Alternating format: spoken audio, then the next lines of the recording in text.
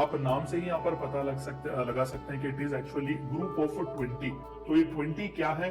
They 20 are different nations across the world. तो ये दरअसल एक इंटर गवर्नमेंटल फोरम है। हम कई इस तरीके से फोरम्स और प्लेटफॉर्म्स के बारे में बात करते हैं, तो वन सच प्लेटफॉर्म और फोरम इज एक्चुअली G20, जहां पर 19 अलग अलग कंट्रीज और एक यूरोपियन यूनियन जो है वो पार्टिसिपेट करते हैं, डिस्कशंस और डिबेट वहां पर करते हैं। तो सबसे इंपॉर्टेंट जो मेजर इश्यूज हमें G20 में इस इंटर गवर्नमेंटल फोरम में जो देखने को मिलते हैं वो ग्लोबल इकोनॉमी से रिलेटेड होते हैं ज्यादातर, जो कि इंटरनेशनल फाइनेंशियल स्टेबिलिटी से डील करते हैं, क्लाइमेट चेंज मिटिगेशन यानी कि क्लाइमेट चेंज और उससे रिलेटेड जो भी इंपॉर्टेंट से चीजें हैं उनके बारे में डिस्कशन करते हैं, और सस्टेनेबल डेवलपमेंट का कॉन्सेप्ट जो कि हाल ही में बहुत ही प्रोमिनेंस ले चुका है, तो सस्टेनेबल डेवलपमेंट के कॉन्सेप्ट पर यहाँ पर डिस्कशंस किए जाते हैं और चंद इंपॉर्टेंट से डिसीजंस भी लिए जाते हैं। आगे उनके बारे में पढ़ेंगे। तो सबसे पहले जानने की कोशिश करते हैं कि दरअसल ये ग्रुपिंग की जरूरत क्या पड़ गई थी। हम कई रीजनल ग्रुपिंग्स की भी बातें करते हैं, हम कई इंटरनेशनल इंस्टीट्यूशंस की भी बात करते हैं, तो G20 की जरूरत हमें कब महसूस हुई?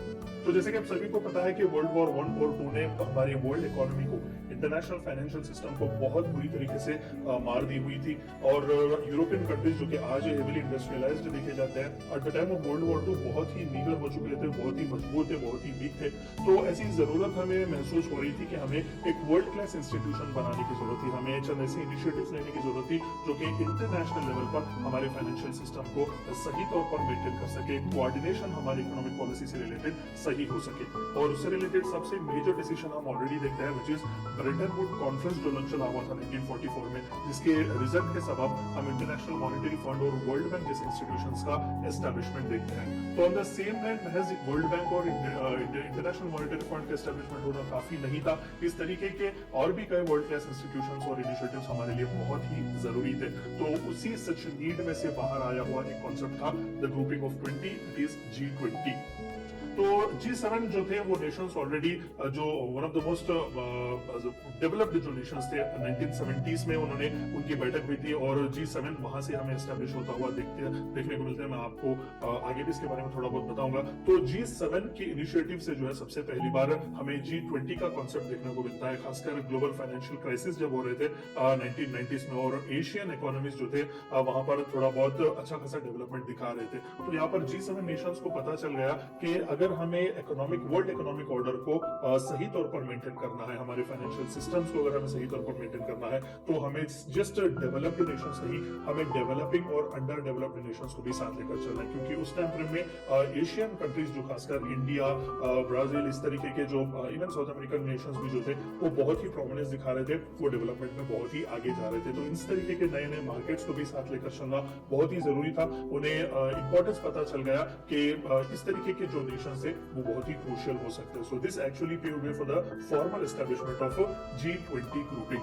तो वहां पर Canadian finance minister Paul Martin साहब जो थे वो सबसे पहली बार चेयरमैन की तरह चूज किए गए थे फॉर दैट इनॉग्रल सेशन। लेकिन यहाँ पर एक खास बात ये थी कि 1999 में G20 का आइडिया जो है पूरी तरीके से आता है, उसका एस्टैब्लिशमेंट भी होता है, लेकिन वो बहुत ही इरेगुलर था, यानी कि उसे पूरी तरीके से एक स्ट्रक्चरल और इंस्टीट्यूशनल फॉर्म उसे नहीं दिया गया था। तो सबसे दूसरा मेजर जो डिसीजन आता है as far as establishment of G20 is concern, वो 2008 में आता है। आप सभी को पता है 2008 में पूरी दुनिया ग्लोबल फाइनेंशियल क्राइसिस से गुजर रही थी, और खासकर यूएस जैसी कंट्री भी बहुत ही मजबूर थी इस फाइनेंशियल क्राइसिस से गुजरने के लिए। तो at that point of time world leaders को फिर से पता चल गया कि नहीं, और खासकर G20 लीडर्स को, कि we are the next big thing in this economy, in this market. तो जाहिर सी बात है हमें साथ लेकर चलना पड़ेगा, हमें कंसेंसस बिल्ड करके ही, और हाईएस्ट पॉलिटिकल लेवल पर जब तक हम डिसीजंस नहीं लेंगे हम एक इंटरनेशनल फाइनेंशियल ऑर्डर को सस्टेन और सर्वाइव नहीं कर सकते।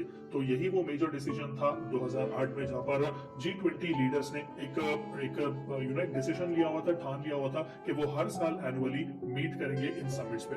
तो in order to prepare for this summits the G20 finance ministers and central bank governors continue to meet on their own twice a year. तो हर साल जो हाईएस्ट पॉलिटिकल लीडर्स होते हैं कंट्रीज के, यानी कि अगर किसी कंट्री में प्राइम मिनिस्टर है और किसी कंट्री में प्रेसिडेंट्स, तो वहां पर ईयरली एक समिट होता है। मैं वो समिट्स किस तरीके से होते हैं उसके बारे में बताऊंगा। तो separately apart from those important summits, हर साल जो है 2 बार फाइनेंस मिनिस्टर्स और सेंट्रल बैंक के गवर्नर्स उन रेस्पेक्टिव कंट्रीज के वो मिलते हैं, एजेंडास वगैरह वो डिस्कस करते हैं। तो यहाँ पर अगर आप देखेंगे होलिस्टिकली आपको थोड़ा बहुत अच्छा खासा समझ में आ जाएगा कि किस तरीके से G20 का इजाद हुआ। तो यहाँ पर आप देख सकते हैं G7 जो कि उस टाइम फ्रेम में 1973-75 के आसपास ऑलरेडी वो डेवलप्ड थे। Canada, France, Germany, Italy, Japan, UK और यूनाइटेड स्टेट्स ऑफ अमेरिका। तो यहाँ पर ये फर्दर लेकर आगे जा रहे थे इंटरनेशनली एक ऐसा इंस्टीट्यूशन बनाने का, एक ऐसा ऑर्डर बनाने का जो सर्वाइव और सस्टेन कर सके। और 1997 में रशिया को भी इसमें इंक्लूड किया गया था और इसे G8 का ग्रुपिंग दिया हुआ था। और फाइनली 1999 में हमें G20 का ग्रुपिंग देखने को मिलता है। तो आप यहाँ पर देख सकते हैं इन सभी कंट्रीज को कलेक्टिवली G20 का मेंबर कहा जाता है। तो apart from all these G7 और G8 nations, Argentina, Australia, Brazil, China, European Union, India, Indonesia, Mexico, Saudi Arabia, South Africa, South Korea and Turkey are actually the G20 members. तो European Union का भी representation हमें यहाँ पर देखने को मिलता है। इसीलिए 19 कंट्रीज प्लस 1 यूरोपियन यूनियन, इन सभी को G20 का ग्रुपिंग कहा जाता है। तो there are few permanent guest invitees भी जिन्हें रेगुलरली इसके समिट्स में बुलाया जाता है, क्योंकि यहाँ पर भी रिप्रेजेंटेशन बहुत ही जरूरी है। तो यहाँ पर आप देख सकते हैं African Union, Asia, one of the most crucial one again South East Asia में, तो उन्हें भी यहाँ पर as a permanent guest invitee बुलाया जाता है। Financial Stability Board, Food and Agriculture Organization, ILO, IMF, और खासकर स्पेन की खास बात है, स्पेन इकलौता ऐसा कंट्री है जो परमानेंट गेस्ट इनवाइटी की तरह G20 के समिट्स को हाजिर होता है, वहां पर रिप्रेजेंटेशन देता है। तो बाकी के भी आप देख सकते हैं New Partnership for African Development, Organization for Economic Cooperation and Development, United Nations, World Bank Group, WHO और वर्ल्ड ट्रेड ऑर्गेनाइजेशन को भी यहाँ पर परमानेंट गेस्ट इनवाइटीज की तरह बुलाया जाता है। तो यहाँ पर आप देख सकते हैं कि कितना क्रूशियल G20 इनफॉर्मल या फिर G20 ये इंटर गवर्नमेंटल फोरम है। इसका सिग्निफिकेंस क्या है? अच्छी बात है सर, तो हमें इस तरीके के क्या बाकी के भी कंट्रीज या फिर इस तरीके के ग्रुपिंग्स नहीं है क्या? एशियान भी है, सार्क के भी बारे में हमने बात किया, ऐसे कई हैं। तो इसका सिग्निफिकेंस क्या है? G20 किस लिए एक प्रोमिनेंट प्लेस रखता है? तो G20 बहुत ही स्ट्रेटेजिक रोल प्ले करता है, खासकर हमारे ग्लोबल इकोनॉमिक ग्रोथ और प्रॉस्पेरिटी को इंश्योर करने में, सिक्योर हमारे फ्यूचर बनाने में, खासकर as far as our economic strength is concern. क्योंकि यहाँ पर आप आंकड़े अगर देखें तो G20 मेंबर्स जो जितने भी 19 कंट्रीज प्लस 1 यूरोपियन यूनियन है, वो सभी मिलाकर 60% ऑफ द वर्ल्ड पॉपुलेशन को रिप्रेजेंट करते हैं, 80% ऑफ द ग्लोबल GDP को वो रिप्रेजेंट करते हैं और 75% ऑफ ग्लोबल एक्सपोर्ट्स को वो इकलौते रिप्रेजेंट करते हैं। तो आप देख सकते हैं कि किस लिए G20 ग्रुपिंग इतना सिग्निफिकेंट है और पूरी दुनिया जो है वो रुकती है देखने के लिए कि G20 का मीटिंग क्या चल रहा है और वहां पर आउटकम क्या था, एजेंडा क्या था, डिस्कशंस क्या थे। क्योंकि वर्चुअली 2/3 ऑफ द वर्ल्ड का कहीं ना कहीं हम देख सकते हैं इंपॉर्टेंट जो पॉपुलेशन का रिप्रेजेंटेशन हो, ग्लोबल GDP का हो या फिर ग्लोबल एक्सपर्ट्स का हो, वो हमें इन G20 नेशन से ही देखने को मिलता है। और G20 काम किस तरीके से करता है? देखिए, प्रेसिडेंसी जो है वो हर साल रोटेट होती है अमंग ऑल द मेंबर्स।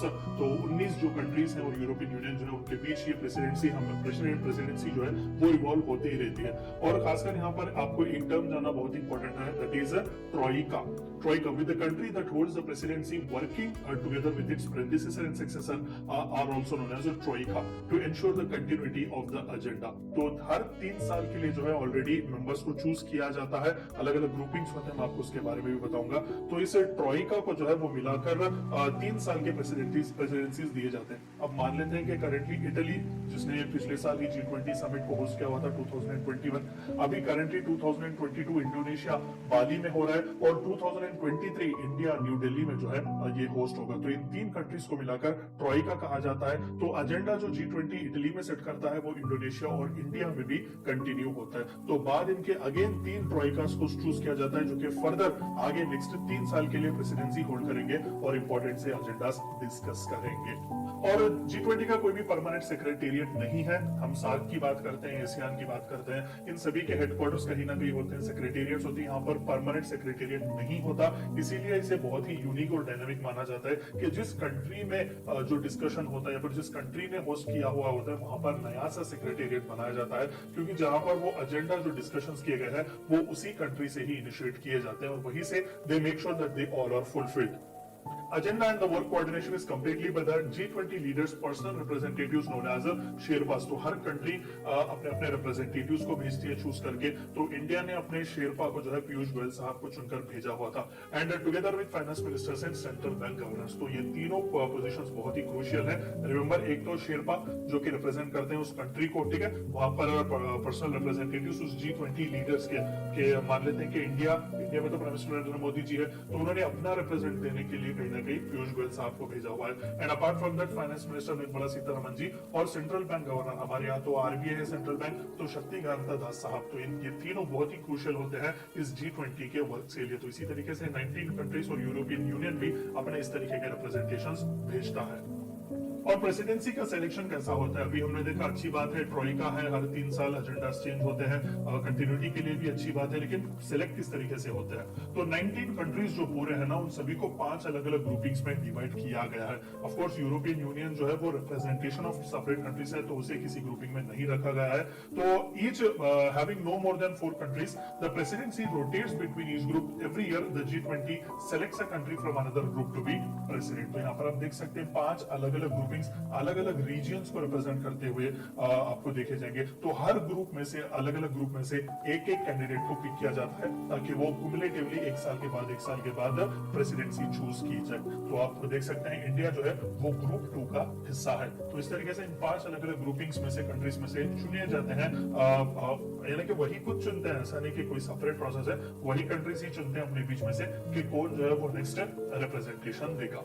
तो अब तक जो है जो जितने भी इंपॉर्टेंट से G20 समिट्स हैं उन सभी के बारे में हम थोड़ा बहुत देखते हैं। तो सबसे पहला, जैसे कि आप सभी को पता है, वॉशिंगटन डीसी में हुआ था, United States of America, followed by UK London, and then third summit जो था वो अगेन यूनाइटेड स्टेट्स पिट्सबर्ग में हुआ था, फोर्थ कनाडा टोरंटो में हुआ था, फिफ्थ समिट जो था वो साउथ कोरिया सियोल में हुआ था, सिक्स्थ फ्रांस कैनिस, सेवेंथ मेक्सिको में था, और एट्थ रशिया सेंट पीटर्सबर्ग में हुआ था, ninth Australia Brisbane, 10th Turkey में हुआ था, और 11th जो था वो चाइना ग्वांगझो में हुआ था, 12th G20 समिट जर्मनी में था, और 13th G20 समिट अर्जेंटीना में था, 14th जापान ओसाका में था, 15th सऊदी अरेबिया रियाद में था, और 16th इटली रोम में हुआ था हाल ही में ही। तो हर G20 समिट में कहीं ना कहीं कोई ना कोई इंपॉर्टेंट से डिक्लेरेशंस और डिसीजंस लिए ही गए थे। तो बहुत ही क्रूशियल हैं ये सभी समिट्स। तो अभी एज ऑफ नो 2022 के लिए जो कि 17th समिट चलने वाला है, वो इंडोनेशिया होस्ट कर रहा है करेंटली, विच इज इन बाली। तो 2023 के लिए जो कि इंडिया जो है जिसने होस्टशिप एक्ट की हुई है, तो वो मोस्ट प्रॉब्ली न्यू दिल्ली में हो सकता है। तो इससे रिलेटेड अभी जैसे कि मैंने वीडियो के पहले में आपको कहा कि हाल ही में ही कैबिनेट के इंपॉर्टेंट से डिसीजंस लिए गए थे कि सेक्रेटेरिएट कहां पर होगा, कौन कौन क्या क्या रिस्पॉन्सिबिलिटीज लेगा, वो सभी एलोकेट और असाइन किए गए हैं 2023 के लिए।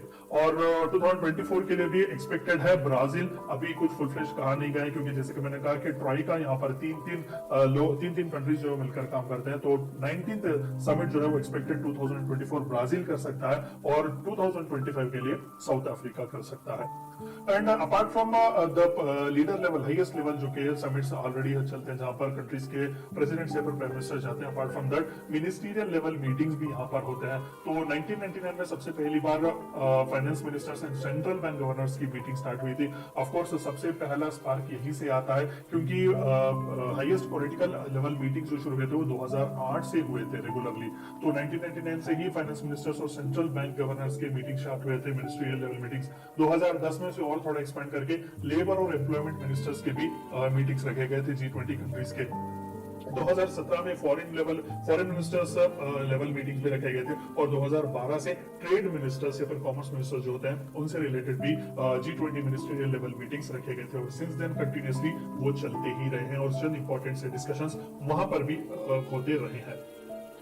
And apart from all these ministerial level meetings and apart from all these highest political level meetings, G20 engagement groups भी मेंटेन करता है। आप यहाँ पर देख सकते हैं कि बिजनेस ग्रुप्स को, बिजनेस इंटरेस्ट ग्रुप्स को रिप्रेजेंट करने के लिए भी जो है वो B20 ग्रुप बनाया गया था। ठीक है, 2008 में से एस्टेब्लिश किया गया था, और 2010 में से रिकॉग्नाइजेशन मिला हुआ था। तो लेबर से रिलेटेड भी ट्रेड यूनियंस और अदर एम्प्लॉइज रिप्रेजेंटेटिव्स, यानी कि यहाँ पर इन 20 कंट्रीज या फिर इन 19 कंट्रीज और यूरोपियन यूनियन के जो रिप्रेजेंटेटिव्स हैं बिजनेस के, वो वहां पर एंगेजमेंट ग्रुप्स की तरह वहां पर आते हैं। सिमिलरली यहाँ पर भी सेशंस और समिट्स चलते हैं। तो यहाँ पर आप देख सकते हैं L20 जो था वो 2008 में फाउंड किया गया था और उसे रिकॉग्नाइजेशन 2011 में मिला था। C20 that is civil society organization जो एनजीओ होते हैं 20 कंट्रीज में, उनके लिए भी एक फोरम बनाया गया था, फिर एक एंगेजमेंट ग्रुप जो कि 2013 में इसे रिकॉग्नाइजेशन मिला हुआ था। यूथ के रिप्रेजेंटेटिव्स के लिए भी वही 20 एंगेजमेंट ग्रुप बनाया गया था। थिंक टैंक्स जो ग्लोबल थिंक टैंक्स होते हैं खासकर हमारे G20 कंट्रीज के, उनके लिए भी एक एंगेजमेंट ग्रुप बनाया गया था। वुमेन, खासकर वुमेन के रिप्रेजेंटेशन के लिए, वुमेन राइट्स ऑर्गेनाइजेशंस के लिए भी जो है 2015 में W20 एंगेजमेंट ग्रुप एस्टैब्लिश किया गया था। S20 for science and research representatives and finally U20 for urban representations जो कि मेयर्स और गवर्नर्स होते हैं मेजर अर्बन सिटीज के। G20 में जितने भी मेजर बड़े बड़े अर्बन सिटीज हैं उन सभी के गवर्नर्स और मेयर्स के रिप्रेजेंटेशन के लिए वहां पर एंगेजमेंट के लिए G20 एंगेजमेंट ग्रुप्स बनाए गए। तो आप देख सकते हैं कि किस लिए G20 इतना सिग्निफिकेंट माना जाता है। और फिर हम एक बार देखते हैं कि इसका सिग्निफिकेंस क्या है, किस किस तरीके से ये काम करने की कोशिश करता है, क्यों ये सबसे हटकर है। Strengthening financial regulations, of course 75% global exports हम देख सकते हैं। अच्छा खासा जीडीपी का रिप्रेजेंटेशन दुनिया का यहाँ पर देखने को मिलता है। तो फाइनेंशियल रेगुलेशंस को ज्यादा से ज्यादा हम स्ट्रेंथन कर सकते हैं इनकी मदद से। Coordinated physical and monetary stimulus, मैंने आपको कई बार कहा कि फिजिकल जब वर्ड है it is related with finance ministry, और मॉनिटरी जब वर्ड है तो it is related with central bank और आरबीआई। तो यहाँ पर आप देख सकते हैं कि कंट्री में भी, इंडिविजुअल कंट्री में भी जो टैंडम होता है जो फिजिकल फाइनेंस मिनिस्ट्री और जो उसकी सेंट्रल बैंक के बीच, वो भी कोऑर्डिनेट हो सही तौर पर, उसका स्टिमुलस भी आगे बढ़ता रहे। क्योंकि यहाँ पर जो मेजर डिसीजंस लिए जाते हैं वो इंडिविजुअल लेवल पर कंट्रीज में ही तो उन्हें फुलफिल किया जाता है। और सबसे अच्छी बात G20 की यह है कि ये फ्लेक्सिबल है और इंक्लूसिव है। नो डाउट हर साल प्रेसिडेंसी अलग अलग कंट्रीज के पास जाती है, हर 3 साल में एक बार एजेंडा चेंज किए जाते हैं। तो बहुत अच्छी फ्लेक्सिबिलिटी और सभी का इंक्लूसिवनेस भी हमें यहाँ पर देखने को मिलता है। क्योंकि जो कंट्री होस्ट करता है वहीं पर सेक्रेटेरिएट बनाया जाता है और वहीं पर से जो इंपॉर्टेंट डिसीजंस वहां पर लिए गए हैं वहीं से उसका काम शुरू होता है। लेंडिंग में भी बहुत ही जबरदस्त इंक्रीज हुआ है, क्योंकि सबसे इंपॉर्टेंट टारगेट जो G20 के कंट्रीज ने रखा हुआ था वो इंटरनेशनल फाइनेंशियल इंस्टीट्यूशंस को रीस्ट्रक्चर ही करना था। यहाँ पर आप देख सकते हैं रिफॉर्म्स भी लाए गए थे, IMF, वर्ल्ड बैंक जैसी इंपॉर्टेंट इंस्टीट्यूशंस में भी। डेवलपिंग कंट्रीज को भी बहुत ही जबरदस्त सा स्कोप मिला हुआ था यहाँ पर लेंडिंग्स वगैरह के लिए भी, ताकि वो भी आगे बढ़ सके। ट्रेड फैसिलिटेशन एग्रीमेंट्स कई साइन किए गए, क्योंकि G20 कंट्रीज जब समिट्स में मिलते हैं तो वहां पर हम देख सकते हैं इंडिविजुअल कंट्रीज भी एक दूसरे के साथ ट्रेड फैसिलिटेशन एग्रीमेंट्स भी साइन कर सकते हैं। तो ओवरऑल ट्रेड और इकोनॉमिक इन्फ्लुएंस भी बहुत जबरदस्त सा होता है। And the one more important thing is it is too big to fail. अभी हमने जितने भी आंकड़े ऊपर देखे हुए थे, 60% ऑफ द पॉपुलेशन रिप्रेजेंट करता है, इंपोर्ट्स और एक्सपोर्ट्स इसके किस तरीके से है, तो ये बहुत ही बड़ा है फेल होने के लिए। यानी कि that very hugeness itself is more than enough कि ये रेसिलिएंट एक ग्लोबल प्लेटफॉर्म है या फिर एक रेसिलिएंट इंटर गवर्नमेंटल ऑर्गेनाइजेशन है कहने के लिए। और चंद इंपॉर्टेंट से इश्यूज जो अब तक G20 ने एड्रेस किए हुए थे, फाइनेंशियल मार्केट से रिलेटेड चंद इंपॉर्टेंट से डिसीजंस लिए गए थे। टैक्स और फिजिकल पॉलिसी से रिलेटेड भी इंपॉर्टेंट डिसीजंस लिए गए थे। Trade, agriculture, employment, energy, corruption, women empowerment, agenda 2030, sustainable developmental goals जिन्हें हम कहते हैं, क्लाइमेट चेंज, ग्लोबल हेल्थ और एंटी टेररिज्म पर भी मेजर इश्यूज जो थे उन सभी के बारे में G20 के अलग अलग समिट्स में हमने डिस्कशन देखे हुए थे। और सिंस कोविड तो ग्लोबल हेल्थ तो बहुत ही इंपॉर्टेंट सा रोल प्ले कर रहा है। और इंडिया जो कि 2023 का होस्ट होने वाला है, तो कौन से प्रायोरिटी के एरियाज हम देख सकते हैं जो कि इंडिया ने ऑलरेडी डिसाइड किया हुआ है। यहाँ पर इंडिया पर फोकस जरूर कर सकता है।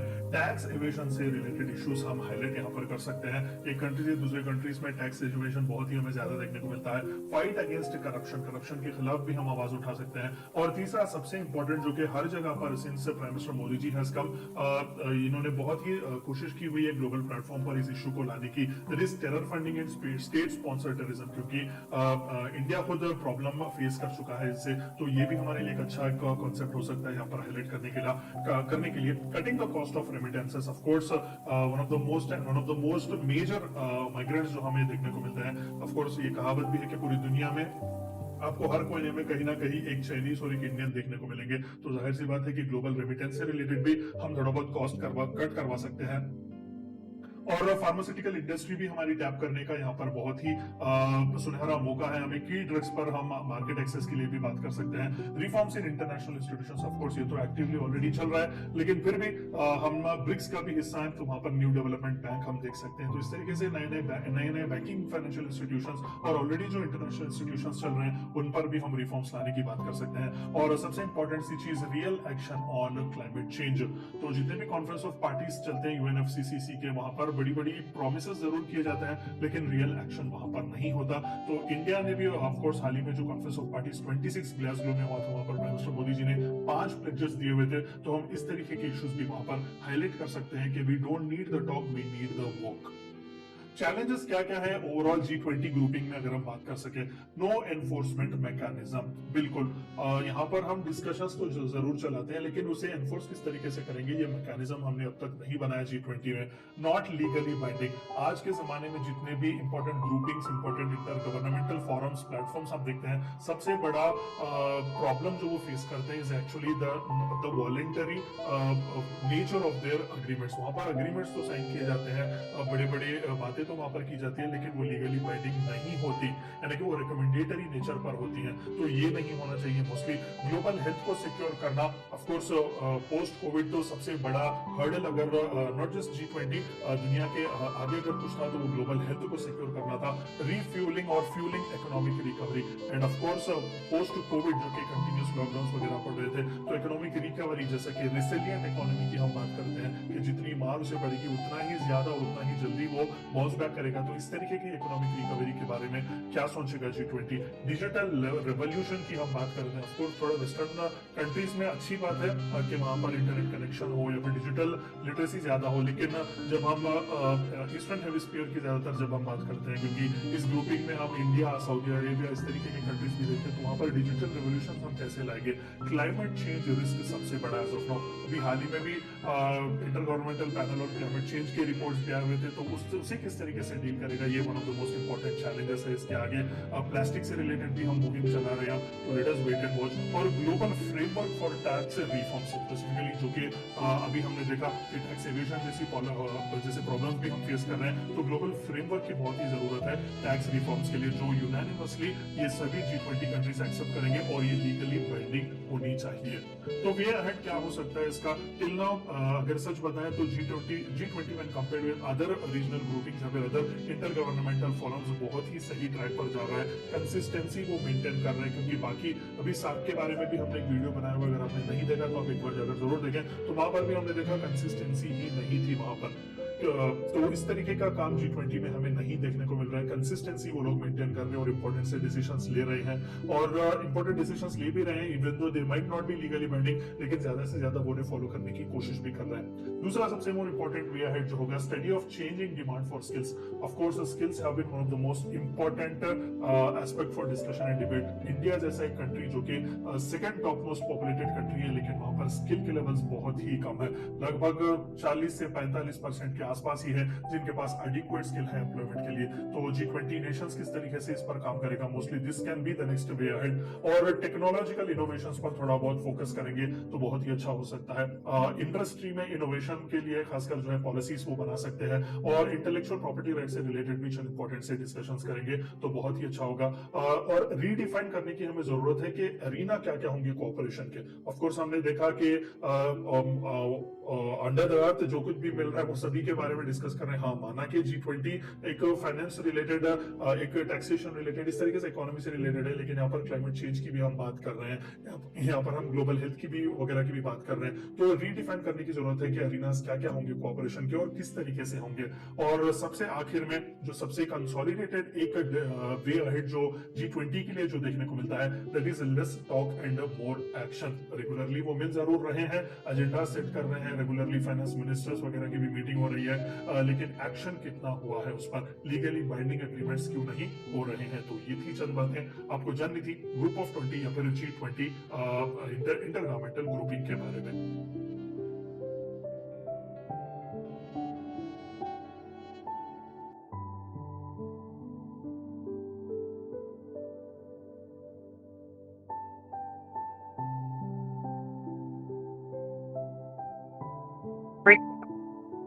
Good evening to one and all present here in today's session.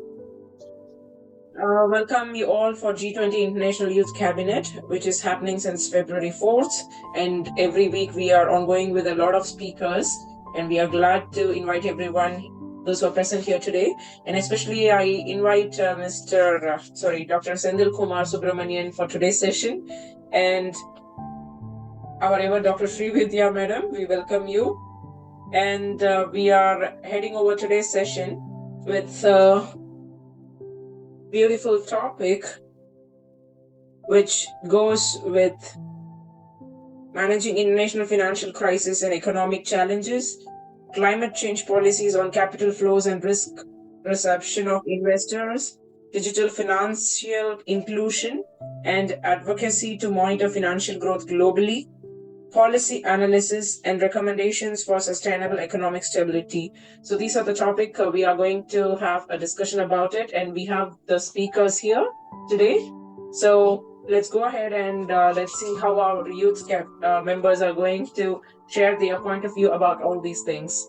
Again, I welcome you all. Dr. Srividhya ma'am, you can go ahead with your initialization for today's session. Thank you, Krupashni. Thank you so much. That was a very short and sweet introduction, and a welcome to everyone who is present here on this forum today. Well, this G20 International Youth Cabinet is all about talking about youth and pooling in youth power into our session such that they are able to contribute towards the G20 summit. So G20 summit is an annual international forum that convenes leaders from most significant global economies to address and discuss the economic challenges that affect the world. This forum provides an exceptional platform for dialogue and collaboration among the participating nations. The summit's primary objective is to develop and implement policies to enhance financial stability and promote sustainable economic growth worldwide. So the G20 Summit is a critical event where leaders engage in crucial discussions on trade, investment, innovation, and international cooperation. So the summit also offers a unique opportunity for leaders to establish and strengthen relationship with the global counterparts, fostering a more cohesive and prosperous global economy. So there are about 20 countries which were normally there in the G20. So we all know about the countries as such by now: Argentina, Australia, Brazil, Canada, China, France, Germany, India, Indonesia, Italy, Japan, Mexico, Republic of Korea, Russia, Saudi Arabia, South Africa, Turkey, United Kingdom, United States, and the European Union. The 20 countries which were together formed the G20 summit. And the objectives of the G20 summit goes multifaceted and encompasses various global issues. Some of the key objectives include economic growth, which will promote sustainable, balanced economic growth globally. International trade, which focuses on enhancing international trade and investment to foster job creation and economic development. Financial stability, strengthening the stability and the resilience of international financial system across the globe. Sustainable development, we're talking about sustainable development, addressing global challenges, including climatic change, poverty, eradication, and sustainable development. So, how do we do that? With infrastructure investment, promoting the infrastructure development to support economic growth and connectivity, thereby enhancing digital economy, advancing digitalization, and harnessing the potential of the new technologies for inclusive growth. Within quotation, inclusive financial growth. So, thereby, there are more chances for the enhancement and upliftment of employment and education. So, we create opportunities for quality jobs and ensuring access to education and skill development. Thereby, we ensure for global health, collaborating on global health challenges, including all those pandemics that affect the world all of a sudden, here and there, and access to affordable health care throughout. And so, How do we do that? With the help of all NGOs and online organizations are crucial in supporting the summit's success. They contribute in several ways, such as advocacy. When we talk about advocacy, NGOs and online organizations raise awareness. Ours is one among them about key issues and advocate specific policies and actions. Thus, we are taking the help of the Youth Cabinet every week when they come and present themselves on this forum. We don't know, their policies might be taken up in the higher level as it goes on. So, how do they do that? They do a lot of research and analysis. They provide valuable research, data and analysis on various global challenges, assisting policymakers in making informed decisions. So, thereby, we are working for partnerships where all these NGOs and online organizations collaborate with governments, businesses, and other stakeholders to implement projects and initiatives that align with summit's objectives.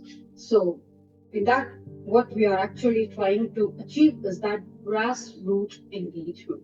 These organizations engages with the local communities, as IGEN is one among our community partner who is always working with the local communities and individuals, amplifying their voices and addressing their needs. So thereby, we open this forum, we have this forum totally initiated for knowledge sharing, where these NGOs and online organizations facilitate knowledge sharing and capacity building through workshops, conferences, and online platforms, supporting the exchange of best practices and innovative solutions. Thereby, Educate Global has developed this novel initiative of G20 International Youth Cabinet to provide channels to open its doors to the young individuals from diverse backgrounds worldwide. This platform invites participants to present their insights and inferences contributing to UNESCO's Sustainable Development Goals. This initiative aims to address the following agenda, and the contributions made by the youth will help to shape up the program's outcomes as well. Thereby, the preamble of our G20 International Youth Cabinet goes with the fortune of the agenda is the plan of action for the people, planet, prosperity, peace, and partnership. It also strives to strengthen universal peace in a larger freedom. So we recognize eradicating poverty in all its forms and dimensions, and with the greatest global challenges as an indispensable requirement for sustainable development. So all countries and stakeholders acting in collaborative partnership will implement this plan, and we are resolved to free the human race from the tyranny of poverty and want to heal and secure our planet. So we are determined with all our youth ministers to take the bold and transformative shift to the world onto a sustainable and resilient path. As we embark on this collective journey, we pledge that no one will be left behind, and the 17 sustainable goals and the 169 targets that we are demonstrating in scale and ambition of this new universal agenda will seek to build the Millennium Development Goals and compete with what is not being achieved so far.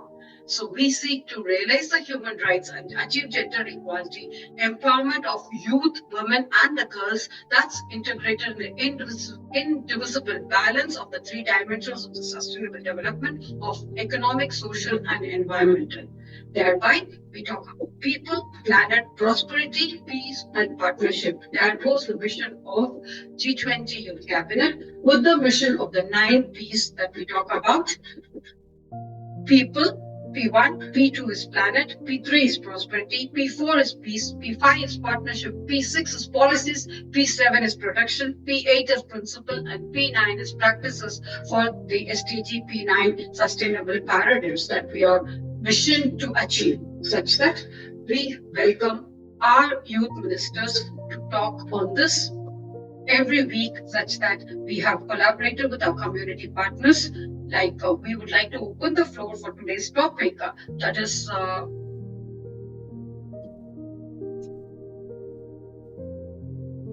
one second. Global financial architecture and international growth. With its presidency as accelerated, inclusive, resilient financial growth, where our pointers of discussion is going to be enhancing transparency and accountability at multilateral financial stability, promoting greater integration across the financial markets and SMEs, strengthening financial system and capital frameworks, managing international financial crises and economic challenges, climatic change policies on capital flows and risk perception of investors, digital financial inclusion and advocacy to monitor financial growth globally, and policy analysis and recommendations for a sustainable economic sustainability. Last but not the least, financial literacy as a state of art of a safe and sustainable financial freedom globally. On this note, with all these pointers of discussion, we open the forum for today and we welcome our community partners to introduce themselves to take the lead. On that note, may I present before you Dr. Senthilkumar Subramaniam, who is representing IGEN with us today. Welcome, sir. Welcome, Dr. Senthilkumar. Kindly throw some light upon IGEN prospects and the projects that they have been working on through and through. Thank you so much, sir. You are muted. Kindly unmute yourself, introduce yourself, and then you can go ahead with IGEN. Thank you.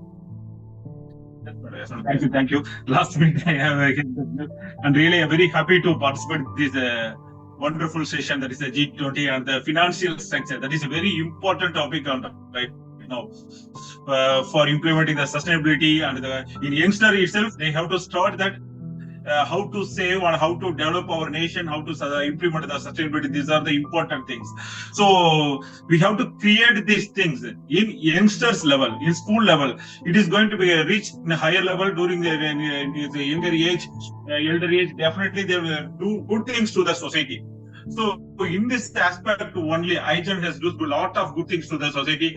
Already, my madam is already aware about that. Some of them, as I have to give a brief about that project. What are the projects that we are doing, and how much what we expect, and how much credits get to that to the society, and IGEN also getting the partly participated, but we are getting more benefits from the people. So that's why I have to brief about that. The green engineer connects the green professionals worldwide, working towards their sustainable development goals and providing solution for a sustainable greener future through the 9-color non-agan WebGR society.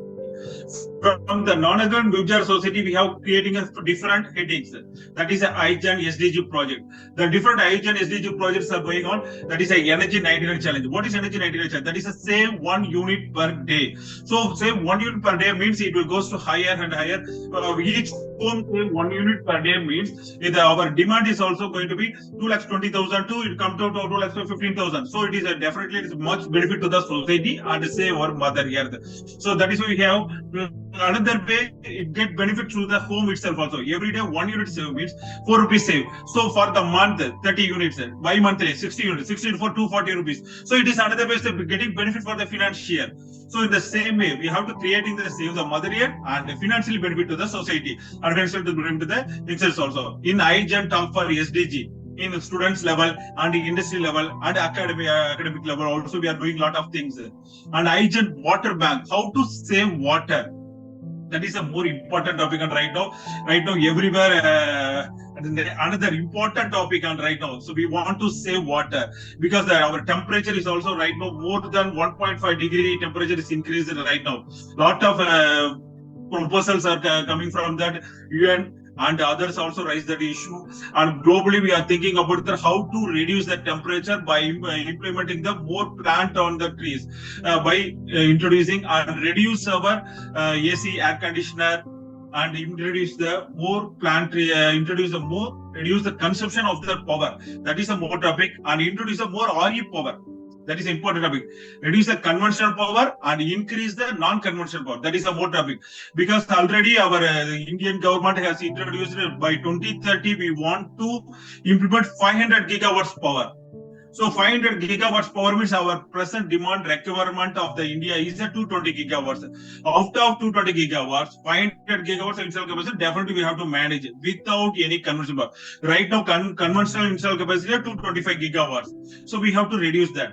So definitely it will be support. That is a base load only. 10% of conventional load, 90% of non-conventional load means definitely our mother earth will save. So sustainability also is going to be implemented. So this kind of projects we have to motivate to the students level and college levels also. Another thing, IGEN events like that Energathon, Environthon, and the IGEN Global Nobel Laureate session and a legendary seminar series and genetic transcon also a lot of events that we have conducted already and getting a lot of records also there. World Book of Records, Limca Book of Records are also the countries marathon event. 20 states, 20 speakers are participated. These are the very important event and everybody's appreciated and everything getting benefit also. They are also when they are going to conduct again, they're asking a lot of things. So it is very good event for that.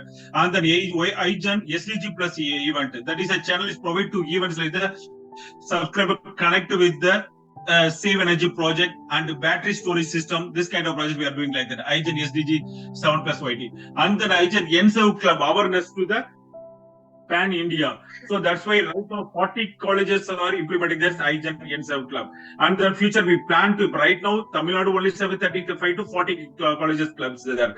We want to implement this NSERV, opening the NSERV Club in throughout India and globally. So next year we have started and SSS is ready to start that NSERV Club project. And then IGEN Young Army. It is a very innovative project because they are all budding school students only, but very really we are appreciable to them. 4 patents they are published last year, and now they are 10 batches are introduced, and one person is from Michigan State University, from Michelle, I think. Introduced me, and I have to tell them. So if you're interested, you come and do that. So they are also ready to do that. Right now, they are going to implement the park solar system. Government also supported them. So within a short period, they have to introduce a project also. And then IGEN International Day celebration. International Day celebration is every year. 2020, October 22, we are celebrated, and then IGEN Green Day, we are celebrated. This kind of things, lot of things. And I am very much happy to collaborate with GSFN and Srividhya Madam. Lot of actions are doing and everything. I am watching that through LinkedIn and through WhatsApp and everything. I monitored everything. What are that is how we are going to participate each and everything. Really, I am. What I told that really good madam, very nice madam. You are participating very much and very much helpful to the society. During the Women's Day celebration also, you are doing very good society and you are getting award also like that. I am congratulating you, madam. Thanks for giving me the opportunity for that wonderful G20 event, madam. Thank you, madam. Thank you, Dr. Sindhil Kumar. Thank you so much. Thanks for briefing on IGEN and thanks for throwing the light about exactly what are projects that the youth is being involved in IGEN activities. That is what is very important that should be shared on this platform, is that since we are dedicating it for the youngsters, for the youth generation, younger generation, this is what is important because they are the one who is going to take the lead and take it forward. So on that note, we hand over the forum to, and also I take this opportunity to welcome Dr. Prasanna, Engineer Sai Prasanna sir, who is here with us as one of the panelists. And since Dr. Sindhil Kumar is also here with us, so Dr. Sindhil Kumar and Engineer Sai Prasanna sir are the 2 panelists who will be there, and I'm always there to support. And thereby we just open the forum to all the speakers, and we welcome Madam Krupashni J. Kumar to take the lead to welcome the first speaker on board today. Thank you. Thank you so much, Srividhya Madam, and I also welcome Dr. Sindhil Kumar again for joining this session with us. So let us go into the session talk now. We have Mr. Pranoy S., who is a student of BTech, Electricals and Electronic Engineering student, who studies in BSAR Crescent Institute of Science and Technology. He's a partner representation of IGEN, and he's going to talk about managing international financial crisis and economic challenges today. So let's welcome Mr. Pranoy Yes to lead this session talk now. Welcome, Mr. Pranoy. Thank you, ma'am, for having me here. Yes, you can introduce yourself and you can just go ahead with your presentation. Thank you. Okay. Hello, everyone, and esteemed members of IGEN. I extend my heartfelt gratitude to all of you for granting me the privilege to present here. My name is Pranoy, a student of PS Abdul Rahman, Crescent Institute of Science and Technology, and I'm here to present on the topic managing international financial crisis and economic challenges. So, without further ado, let me proceed with my presentation.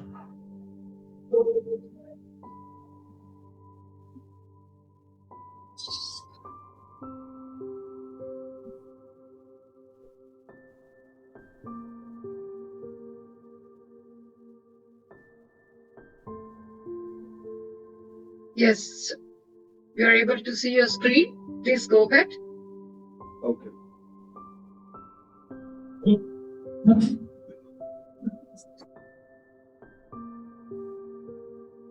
Let me begin by setting the stage by defining our focus and outlining the structure of our presentation. Financial crisis is a severe. Excuse me, ma'am. Financial crisis is a severe disruption in the financial markets characterized by instability and panic selling and lack of liquidity. Economic challenges encompass a broader spectrum of issues affecting the overall health and stability of economies, and including unemployment, inflation, and income inequality.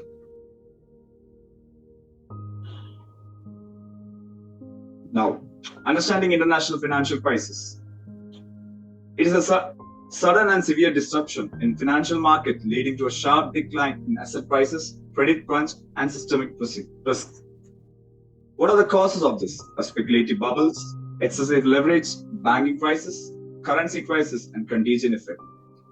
Some of the examples of international financial crisis are Asian financial crisis that occurred in 1997 in South Korea, global financial crisis that occurred over a time of 2007 to 2008, and Eurozone crisis that occurred on 2010 to 2012.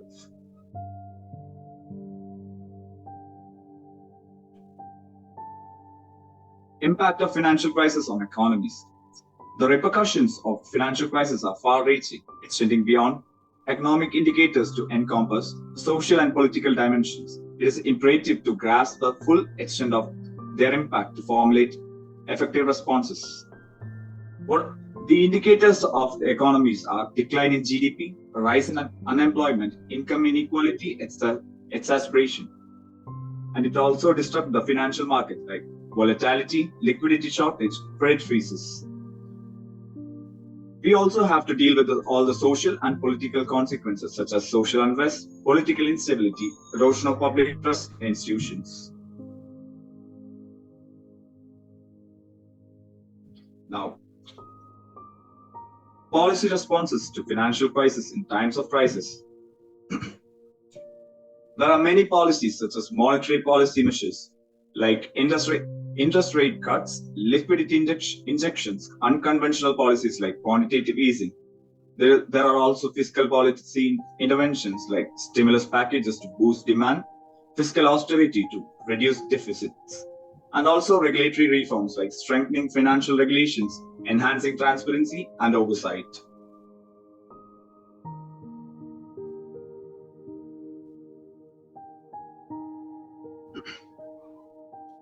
International cooperation in crisis management.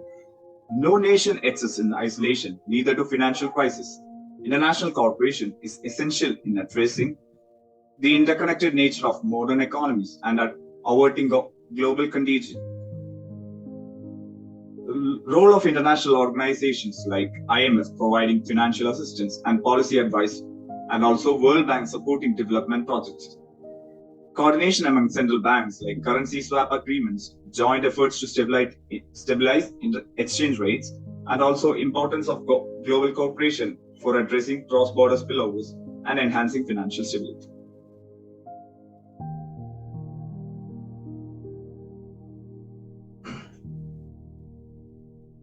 Drawing from real-world case studies of successful crisis management, including the experiences of South Korea, Iceland, Brazil, Europe, we will glean an invaluable lesson on importance of policy coordination, financial structure resilience, and addressing underlying structural weaknesses.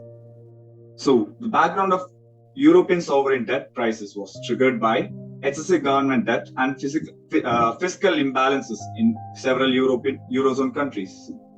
The response that Europe took for this was European countries' central banks' bond buying programs, EU's bailout packages, and austerity measures. So through this, they learned the lesson that need for fiscal discipline, stronger economic governance, solidarity among EU members.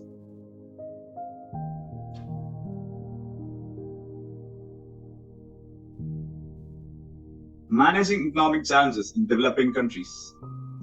Developing nations often bear the brunt of economic shocks, necessitating tailored approaches to resilience building and sustainable development. This slide underscores the significance of address structural constraints and promoting inclusive growth. The challenges that faced by the developing countries are vulnerability to external shocks, limited access to finance, structural constraints, and strategies for overcoming this are building resilience through the diversification, investing in human capital and infrastructure, promoting inclusive growth.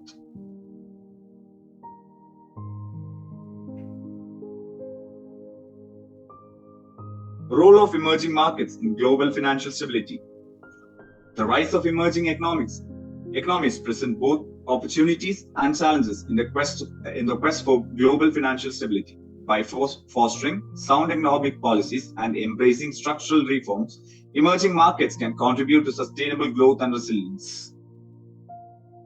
Rising of emerging economies, growing share of global GDP, increasing importance in the trade and investment flows. Also, the challenges and opportunities are managing capital flows, addressing structural weaknesses, and contributing to global growth. The importance of sound economic policies are fiscal discipline, monetary stability, structural reforms to foster the competitiveness.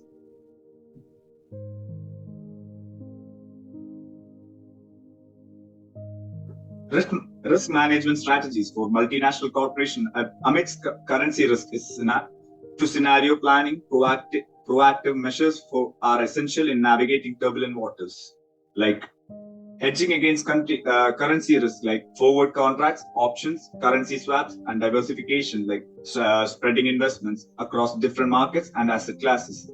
Also, scenario planning and stress testing, like assessing the potential impact of adverse events and preparing contingency plan.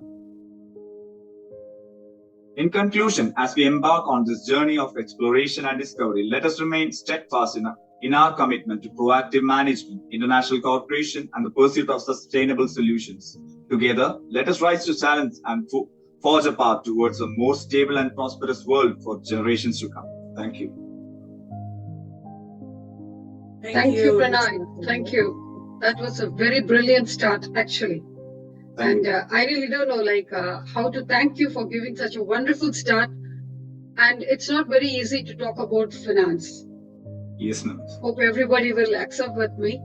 And it's a very difficult topic to discuss in detail as such.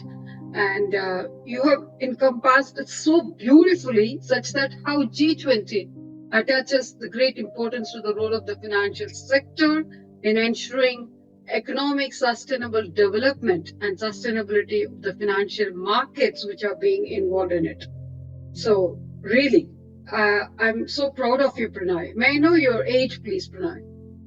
I'm 21 this year, ma'am. 21. And 21, you're talking about financial tracts, which discusses the key issues of which has more relevance to the global economy and the global economy outlook with international financial architecture, the whole spread about the carpet of it, with infrastructure development and the financing and sustainable finance. You didn't leave any leaf unturned with you covered the points of global health with international taxation and the financial sector issues, including the whole fabric of establishing the financial architecture, not to leave in the mention of talking about the risk management systems which are involved in it. You know something, it is more related to today's topic. Why am I saying this? On this very small platform, we are facing problems such that people are trying to make use of this platform to collect money or to ask for money. Like if you're participating as a speaker, you need to pay me this much. You know, this has been happening, and we had to really curb it, nib it right from the bud. We removed those people from the group as such. And this has been happening when a small, why am I giving this comparison? Because when it is able to happen in a small platform like this, imagine when it is for the global economy, what all things can happen. People are trying to always have a private motive behind everything. And you just, what to say, it was just at 6, chuck up. We're covering all the topics which are being involved in it. And for your age, I'm really proud of you. I'm really, really proud of you for having such a wonderful start. Brilliant start. Really. You covered all the topics so vividly. And thanks for your participation. Really. I'm so. And it was a great honor to Thank present you. here. Thank you. Sorry, Sai Prasanna sir, Engineer Prasanna sir. I'm sorry. I was No so issue, ma'am. filled with the presentation, so I just took over. I'm sorry. No issue, ma'am. Thank you, Pranav. That was a wonderful presentation, as Vidya ma'am said. You have detailedly explained what is the financial crisis and the economic challenges, which includes the unemployment, inflation, and income inequality, which is a major role in this financial crisis. You have also mentioned some of the major financial crises and also the impacts of financial crisis, which occurs in day-to-day life, like GDP growth, volatility, political instability, and also the policies measures you have mentioned, the monetary policy measures, and strengthening the financial regulations, etc. You have also mentioned how to manage the economic challenges in development countries, and also the risk management strategies like diversification, scenario planning, and currency swaps, and also the case studies you have mentioned. You have mentioned the crisis, which is you have included. When you come to, when you see the history for the top 5 major financial crises, it plays immense role, and you have mentioned it in your presentation. Thank you, Pranav, for your brilliant presentation, the way you presented regarding this financial crisis and also the economical challenges and how to overcome the risk management and the challenges facing by every countries. Thank you, Pranav. Thank you. Thank you, sir. Thank you so much, Engineer Sai Prasanna. And we would like to hear from Sendil sir. So if you have any words to share, you can share about his speech. Really very nice, madam. Actually, he's presenting very well regarding on all the topics discussed very detailedly. Briefly, they explained all the topics they covered. But I have only one question for that. So, how to improve our GDP from the present situation to future requirement? Sai Prasanna. Yes, sir. Sorry, sir. That is So you sorry. would like to Pranay. question Pranay. Pranay. Pranay, yes. There is a. Yeah, sir, if I can just answer your question for Pranoy. As we all know, like what is this G20 financial architecture is all about exactly.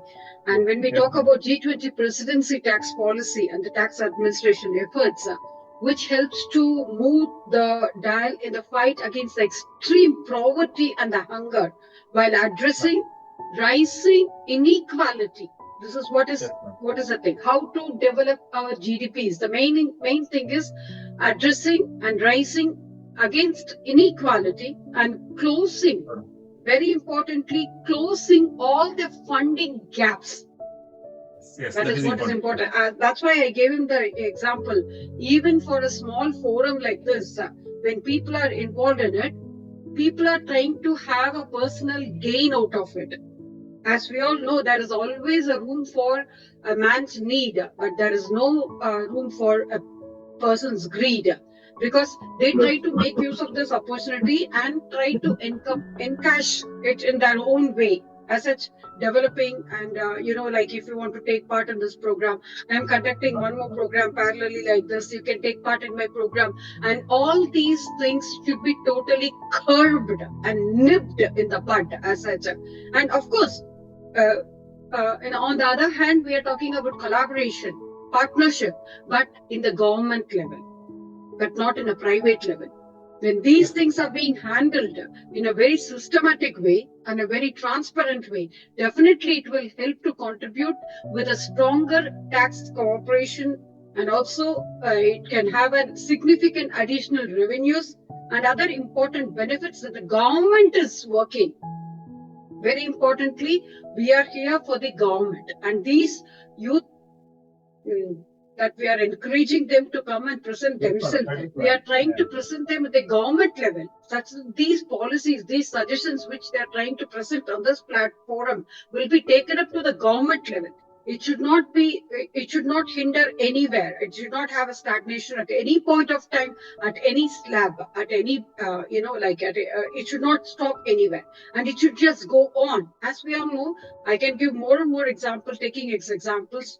Let's see what our students are here to present, and then we will take it up. The main important thing is to raise against inequality and close all these funding gaps. As we are talking about, I'm from UAE. Now it is Ramadan season. I tell you, I tell you exactly these contributions and asking for contribution, asking for donation goes endless, just endless. If all these funding gaps are closed with the focus of working towards a sustainable development for all the government projects, definitely we will reach there. And our financial architecture will definitely become a very good, will become more sustainable one. These are the gaps that should be closed. Thank you, sir. Thank you. Hope you will agree with me. Hope I've answered your question. Very nice presentation. Thank you. Yes, madam. Thank you. But it's really, he's presenting very much, actually, very detailed, very, lot of things they have covered. Really, I'm appreciating them, actually. Very nice presentation. It's a practical difficulty that we are facing. Exactly. It's a practical difficulty that we are facing. It's not that I have seen IGEN projects where the students are working, how they are working, how IGEN has been contributing to people. I've seen it through and through. And in comparison with other organizations where I'm involved into, I can see that I can really make all the difference. And I know exactly what is it. And thank you. Thank you, sir. Thank you so much. Thank you, madam. Sorry, Ms. Krupashini, we have taken little extra time there. It's okay. Thank you. It's okay, madam. No problem. But your points were so good and relevant. So thank you so much, Dr. Srividhya, madam. And also I thank Dr. Sukumar.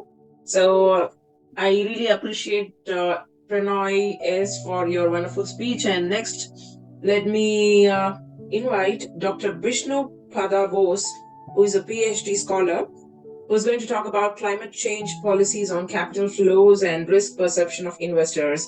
He is from Indian Institute of Technology, Kharagpur, India, project manager, ITC Limited. So he is a partner representation of GSFN. I would like to welcome him to give his speech about his topic. Thank you, and you're welcome.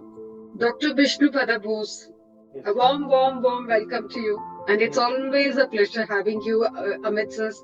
And you have been one of the more star speaker, and we always look forward to hear it from you. Exactly. And it is the most dearmost topic to you. I know that. And I know about your contributions. And this stage is a very small stage for us to give an introduction about yourself. Please kindly introduce about yourself and your projects and all the schemes that you have been working on. Please go ahead with your presentation, sir. Thank you so much. Thanks for having me. Yes, very good afternoon and good evening, Dr. Srividhya Kumar, Dr. Senthil Kumar sir, Engineer Prasanna sir, and respected panelist, Ms. Jaya Kumar, and respected speakers. I express my sincere thanks and gratitude that I have given opportunity given me to share my words in this platform. It's a really very unique platform where many things we can learn from this platform, and we can exchange our views in different collaboration, innovative ideas, so many things. Thank you so much. I'm Dr. Vishnu Pada Bose. I was early life in the industry 15 years. Now I am a faculty of civil engineering department. During my research time, I have developed many sustainable building materials from mining waste. So that is my key innovative design in the institute. Now it is already commercialized in the country. So now I would like to present on this topic, the financial things today. Thank you so much. Please, sir. Yes. Is it visible to all of you? No, we have not. Your screen is either loading. We are not able to see your screen. It's only your video.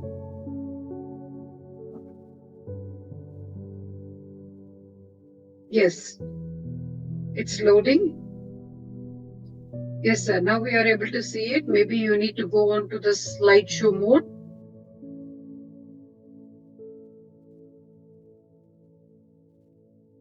Now it is visible. Yes, sir. Please go ahead. Thank you. Thank you, doctor. Yes, thank you so thank much. you so much. Yes, thank you so much. Financial change policy, climate change policies on capital flows and risk perception of investors. Climate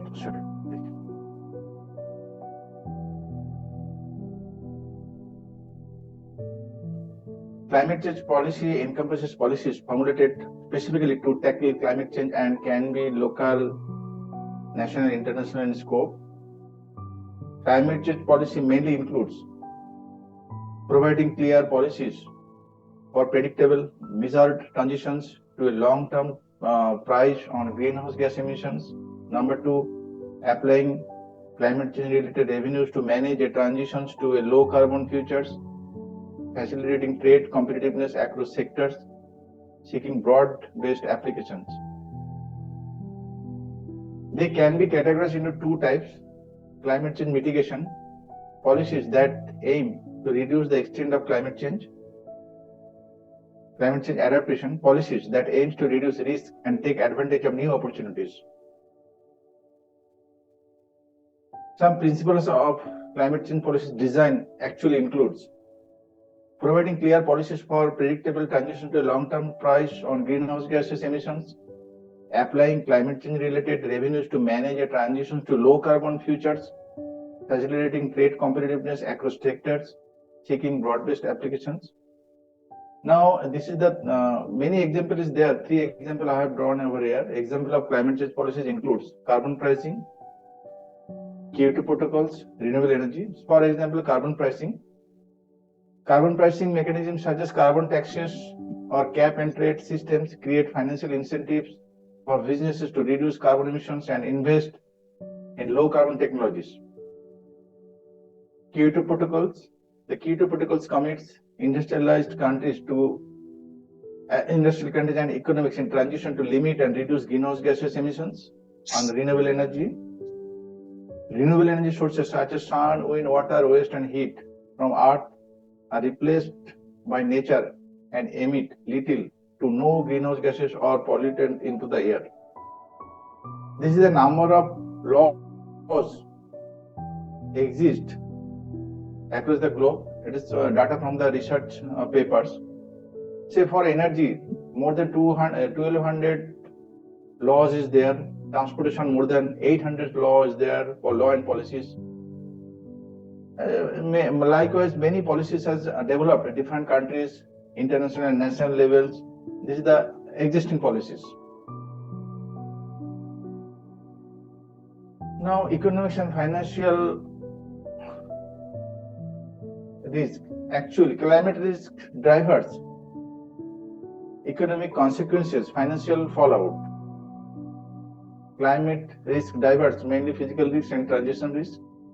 In the category of physical risks, rising temperature, higher sea level, more destructive storms, floods, wildfires, and transition risks, mainly climate policy changes, innovations in technology, safety in consumer preferences, and economic consequences, business disruption, cost of improving resilience and adaptation, lower productivity, income, profits, shift economy with low carbon emissions, and financial fallouts. Potential financial markets and credit losses, equity bond price declines, carbon assets write downs, falling property values. As per the definition, this is actually the mean of the climate finance. According to the UNFCCC, climate finance is local, national, and traditional funding from public, private, alternative sources that seeks to support climate change mitigation and adaptation. This is the defined defined mechanism instrument of climate finance, mainly green bond, debt swap, guarantees, concessional loan, grant and donations. What actually climate finance doing or climate fund doing? This is the scenario. This is the area where climate fund mobilized in these sectors: climate change resilience, conservation biodiversity, energy efficiency, climate change mitigation, sustainable agriculture, sustainable transport, renewable energies, adaptation to climate change. Fund are applicable in these sectors. Already it is in the process, and fund is mobilizing in these sectors to mitigate the climate change and global warming issues, because 1.5 degrees Celsius is our target. So we are struggling in this way. Climate risks and transition channel. This is the heading: climate risk, transmission channels, business risks. Climate risk mainly two types: transition risk, physical risk. In the transition risk, policy and regulation, for example, carbon tax. Technological development, for example, electric vehicles, consumer preference. And again, physical risk, chronic, for example, temperature change, sea level rise. Acute, catastrophic, for example, heat waves and floods. Then transmission channels, microeconomics and macroeconomics. In the category of microeconomics, financial impact on individual households and businesses, business disruption, property damage and liabilities. Macroeconomic transmissions channel, unemployment, GDP changes, capital depreciations, business risks, financial risk and non-financial risk. In the financial risk, credit markets, liquidity, operational, and the non-financial risk, reputational, strategic, physical, security model, compliances and regulatory. This is, of course, we are struggling to mitigate the global warming and climate change through different ways. Financial aspect is a major aspect, because without finance we cannot do anything, adaptation or mitigation, whatever there. But risk is also there and opportunity is also there in this line. So here something is I've collected from the research paper. Transition risk, policy and legal, technology, market, reputation, physical risks, acute, chronic. At the same time, opportunities, resource efficiency, energy source, product and services, market resiliences. These are the opportunities available in the line.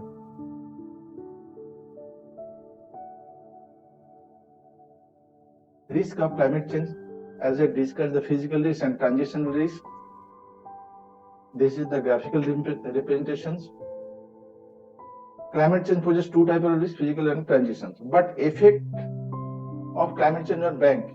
This quote I have collected from the research paper, that European banks are hit hard if we do not act against climate change. According to the climate test conducted by European Central Bank ECB, this is because the cost of natural disasters and extreme weather conditions will increase. As a result, some businesses could be unable to repay their loan to the bank. This is a very important point. In addition, the energy transition could cause banks to make losses on loan they have outstanding to carbon intensive businesses. The European Central Bank's test show that the bank corporate loans portfolio is 8% more likely to default in 2050 under a greenhouse gas scenario than under the scenario that involves an orderly energy transitions. Portfolio most vulnerable to climate risk are even 30% more likely to default by 2050. This is the different landscape model developed by the policymaker, researchers, financial advisors. The high risk, low risks, high return, low returns. It is mainly for financial providers. So from this landscape, they can follow as per their capability, positions, situations. This landscape developed by the researchers, financial advisors, or business researchers, analytics. This is also a model developed by the financial analysts, policy makers, researchers. that high return, low return, high risk, low risk in line of climate financing to mitigate global warming and climate changes. This is the risk: credit risk, market risk, liquidity risk, operational risk. These all are important in the financial market when investors invest in the climate change mitigation context. Credit risks, physical and transition risks may impact borrowers' ability to repay or financial institution ability to fully recover loan in case of default due to decrease in value of collateral assets. Market risk, climate risk can significantly impact the value of financial assets, resulting potentially in downward price shocks, increased market volatility, breakdown in assets correlation, risk premia, etc. Liquidity risk, climate risk drivers may impact financial institution, liquidity risk directly or indirectly. Customers demand, one example can be liquidity demand or challenges following severe natural disasters. This is the one example, major points. Operational risk, internal processes, people or systems of financial institution may not be equipped to assets, mitigate and manage climate related risk, whether from natural disaster, policy, legal changes, reputational risk, etc. Climate risk versus climate financial risk, climate finance risk. Climate mitigation involves reducing the flow of greenhouse gas into the atmosphere. This can be done by this way: reducing the source of these gases such as burning fossil fuel and heat, electricity and transport, enhancing the sink that accumulate and store these gases such as forest, ocean and soil. This is the area where investor can invest. Already investing, it is the under process. But what is the risk? That also mentioned over here from the research paper. One way to mitigate climate finance risk for developing nations is to establish a global clean investment risk mitigation mechanism. This mechanism would pool risk across projects and countries and reduce transaction cost, provide access to non-project risk management tool, increase portfolio diversity and liquidity for insurance providers, promote innovation and trigger learning effects. The financial sectors can also play a role in climate change mitigation and adaptation by providing financial protection through insurance and other risk sharing mechanism, mobilizing source for investments. This is also a model developed by the researchers, policymakers, financial advisors, that how gradually shifting the investor scope, reducing valuation, because this is the red area. Fossil fuel dependent assets and processes now shifting towards this time low carbon emissions, low carbon economics, increasing valuation. So there is a scope of investors and risk also very less if they are shifting their capital to this way. This is also model developed by the researchers and I have collected this from the research papers. Difficulties in climate change. Difficulty in climate finance. Sufficiency of financial resources. Number one, the existing funding level are frequently deemed inadequate to address the worldwide requirement for mitigating and adapting to climate change. Allocation of funds, ensuring that the available funds are distributed equitably and reach the most vulnerable communities is a significant challenge. Transparency and accountability are crucial for overseeing the utilization of climate fund and ensuring their effective and efficient use, which is vital for upholding trust among stakeholders. This is a major important point. Incorporating climate risks into financial decision making. Financial institutions and investors must take into account climate risks when making decisions to promote sustainable investment. How to reduce climate finance risk? That is also recommended by Global Clean Investment Risk Mitigation Mechanism. They have recommended these 4 points where risk can be reduced. Investor can invest in this context of climate change and global warming mitigation context. Easy access to non-project risk management tools and reduce transition cost. Optimize the availability of de-risking product. Increase liquidity and portfolio diversity for insurance provider to reduce de-risking cost. trigger learning effect, and promote innovation in future. This is the way we can reduce the risk. Climate finance, future perspective. There is also opportunities I have told earlier slides. In the line of mitigation process of global warming, climate change, investors investing the money capital in this context, they are getting opportunities also. So many future prospects and opportunities also there. Cooperating the public and private sectors, utilizing public fund to attract private investment and enhance the influence of climate finance, novel funding mechanism, creating innovative model for financing such as green bond and carbon pricing can offer supplementary funding option. Prioritizing local level impact, ensuring that financial resources are directly directed towards local communities and projects that directly benefit those who are most impacted by climate change. Enhancing the ability of developing countries to effectively carry out tasks and achieve goals. This is one point. Enhancing the capacity of developing nations to obtain the effectively utilize climate finance is essential for worldwide endeavors. Finally, I can conclude that the accelerating threat of climate change raises the urgency of commitment to climate transitions, including the important role of global financial market to align investment with net zero goal. Finally, we can conclude that synergetic management strategy can reduce the risk of climate change and reduce the risk of climate finance investors. Thank you so much. Thank you so much. Thank you, Dr. Vishnupada Bose. That was a very brilliant presentation indeed. And you have covered, it was a totally comprehensive one when we talk about the climatic finance, the climatic change policies, how it involves the regulations that aim at reducing the carbon emissions with a regulatory landscape. I think you started with that, basically promoting the renewable energy and enforcing sustainability measures. Well, we do agree that these regulations can create both risk and opportunities for investors, as you have rightly mentioned, and cascading towards and funneling down for today's topic. For instance, strict regulations on carbon emissions may increase the cost of carbon-intensive industries. That's a very valid point to be noted there. While incentives on renewable energy may attract investments in clean technologies. So that is a controversy point that was very clearly depicted on this platform. Well, we agree to it, and we really thank you and congratulate you for bringing that difference.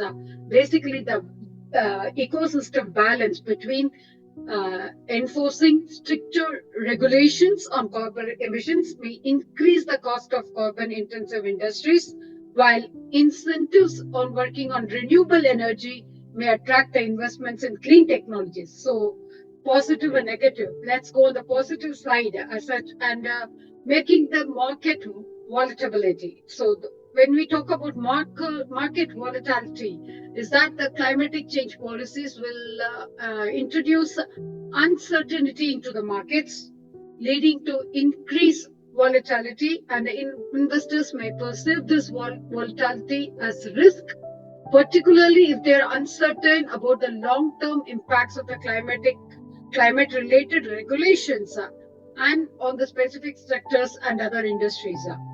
Well, moving ahead, as you nicely presented, how capital investments can contribute for enhancing the global economy in different sectors and regions, where investors may redirect their investments from the fossil fuel dependent industries to clean energy efficiency, sustainable infrastructure projects to align with evolving regulatory measures and the market trends of the local community. So that was a very good thing. And of course, mentioning about transition of risks, exactly what are involved in it, the physical risks, and about summing it up with the disclosure requirements, increasing the investors are demanding for a greater transparency and the disclosure of the climatic related risks and opportunities from the companies that they invest in the climatic change policies may drive the regulatory requirements for the companies to disclose their exposure of the climate risk, which can affect the investor perceptions and decision makings. So That opens opportunities for the green finance. Though you didn't mention the name, but you were moving around there. So I would like to really mention the name, giving the credit to you.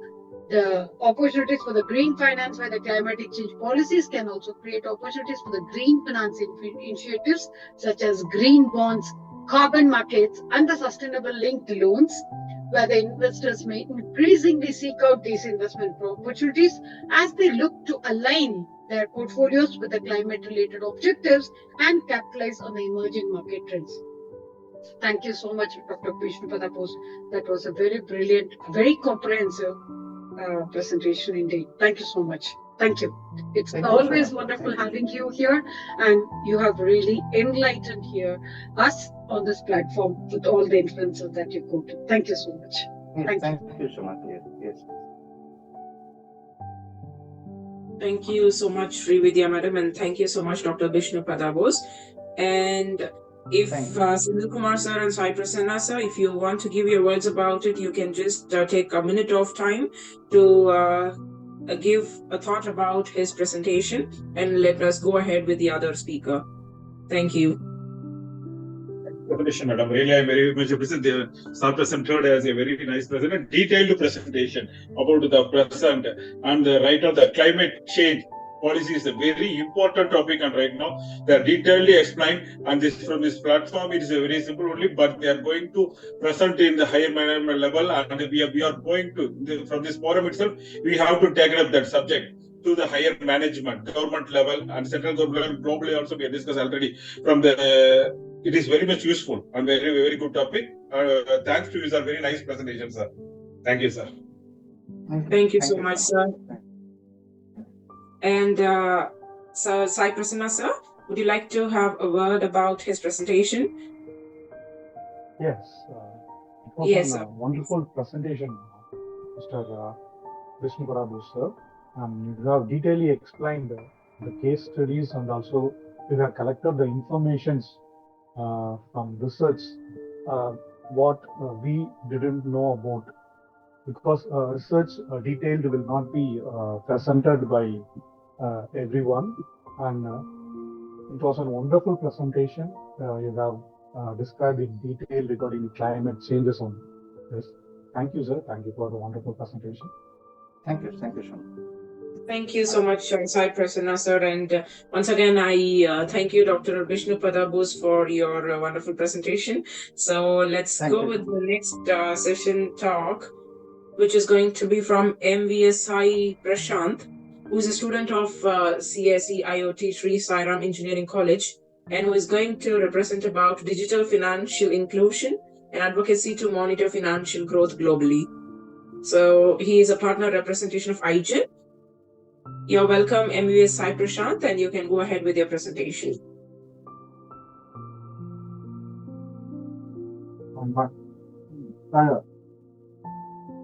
Sorry for the interruption, and we have one more speaker in the same topic. Yeah. Hari Prasad, climate change policies, is going to present. Oh, yes, sir. Is he available? Yes, Mr. he's Hari available. Prasad? Yes. Yes, Okay. he's ready to present. Okay. Yes, ma'am. Okay, I apologize. So let us go with Hari Prasad before MVS Sai Prashant is going to present himself. So, as Hari Prasad, he is a student of engineering, electrical and computer engineering, Amit University, a partner representation of IGEN.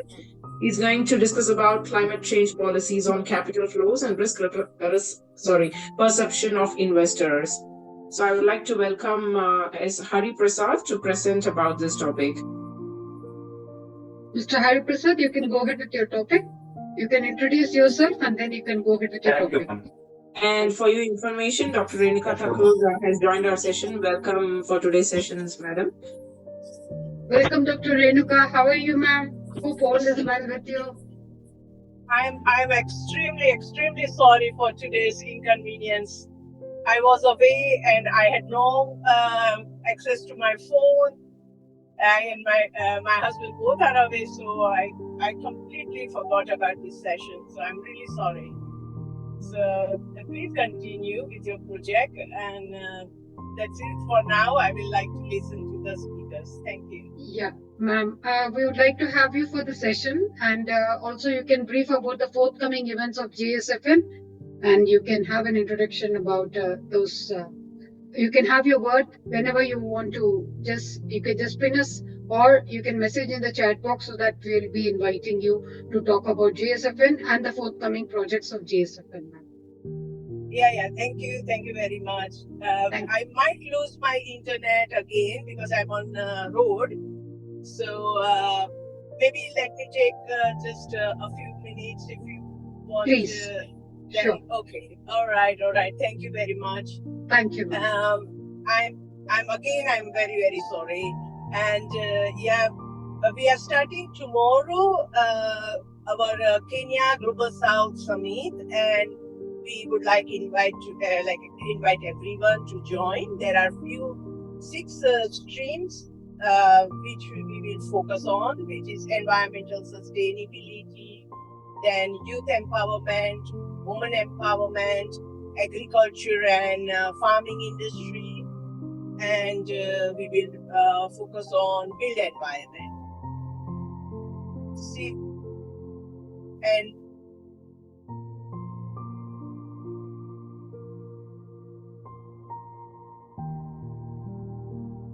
I know we just lost Dr. Edukada, but it was so nice to have ma'am in between amidst us, at least to have a presence for the session.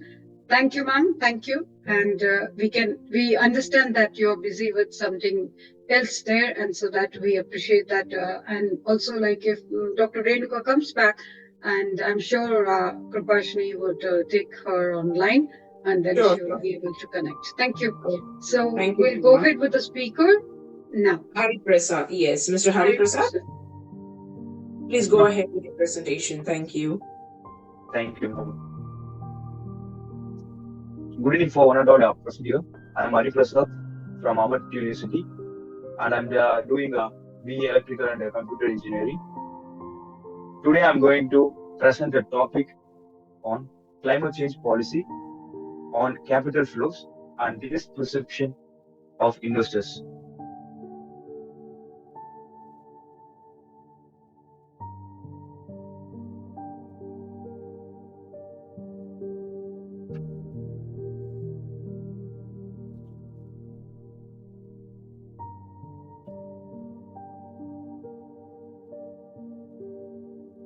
Okay, ma'am.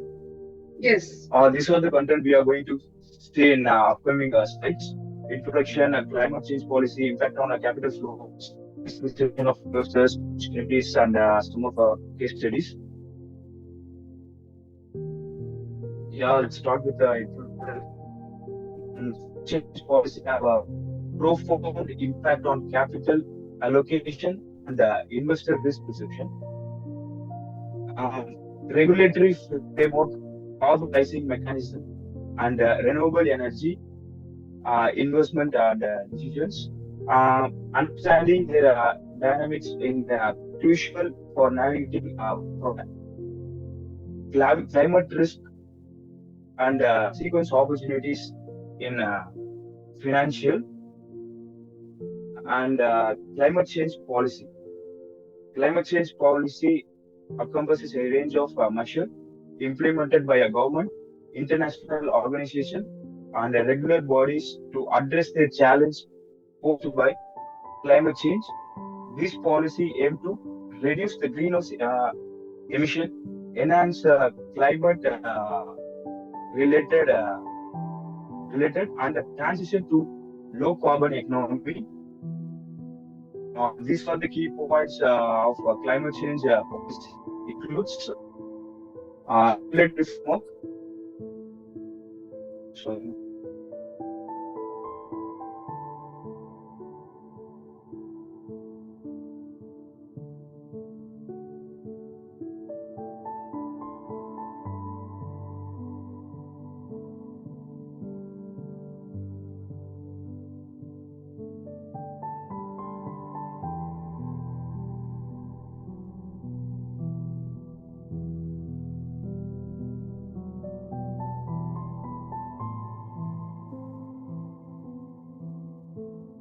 can continue. This was the topic we are going to discuss.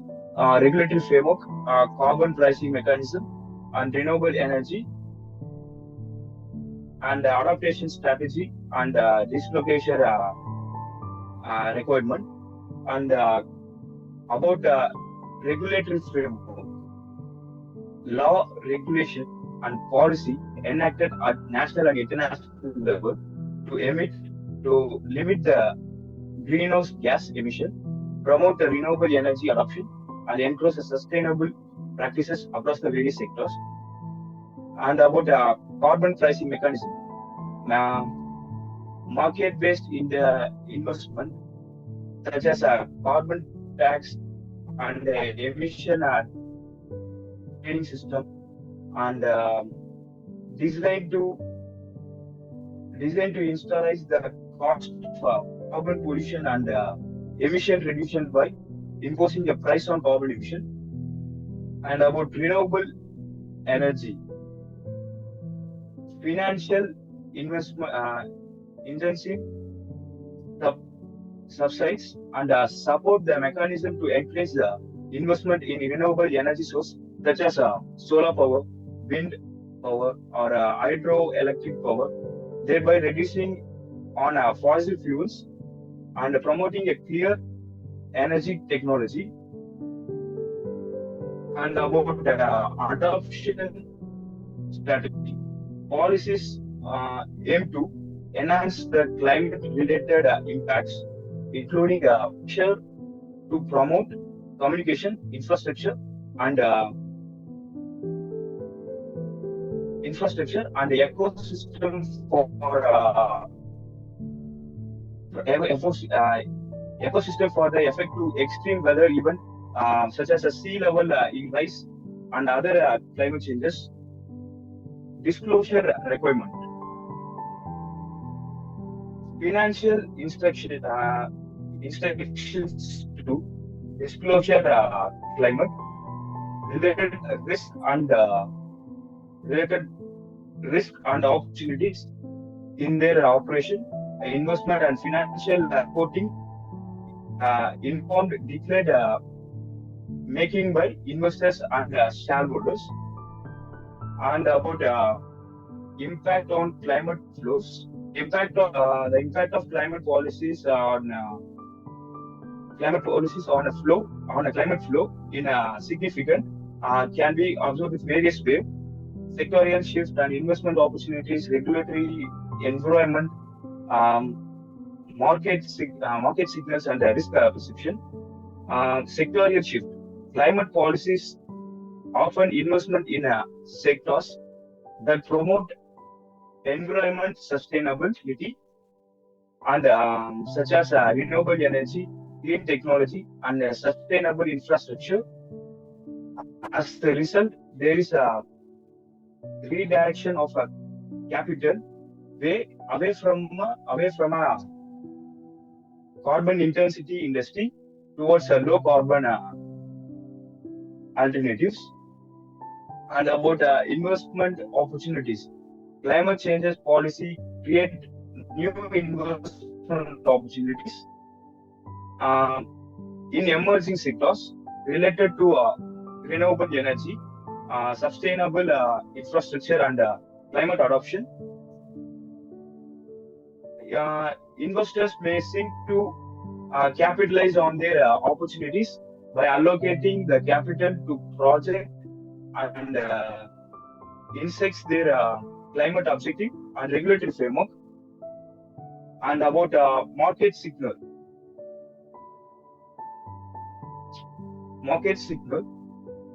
climate change policy send a signal to a financial market about the direction of future regulation, pricing of carbon emission, sustainable practices.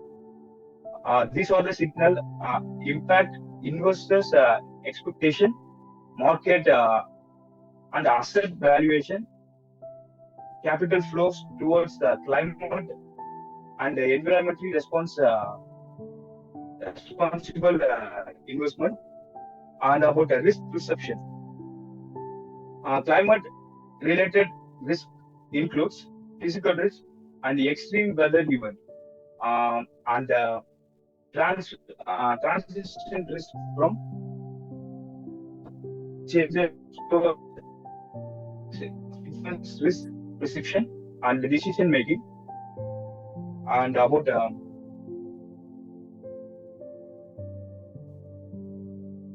perception of investors.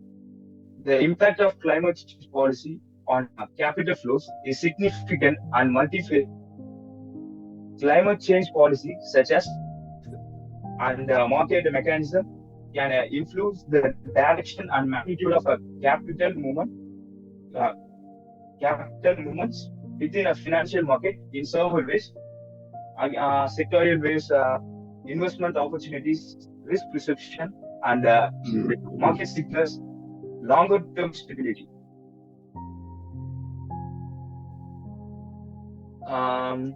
Investors sectorial shift. Climate change policy may drive capital flows away from carbon intensity industries towards the sector. There are more environmental sustainable, such as renewable energy, clean technology, and energy efficiency. This can result in a relocation of investment capital towards a low carbon and climate assets. And about the investment opportunities, climate changes policies create a new investment opportunities in emerging sector related to renewable energy, carbon capture and storage, and climate adoption. Investors may sink to their opportunities by allocating projects and climate objective and regulatory framework. And about risk perception. Risk perception, including a physical risk and extreme weather events and policy and some policy changes influence investor risk perception and decision making, and to climate risk, and may adjust their asset allocation according to their migrating potential and financial losses. And about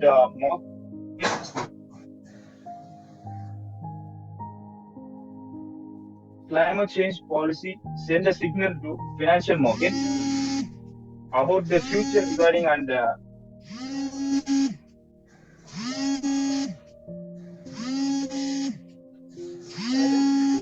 Sorry for the interruption.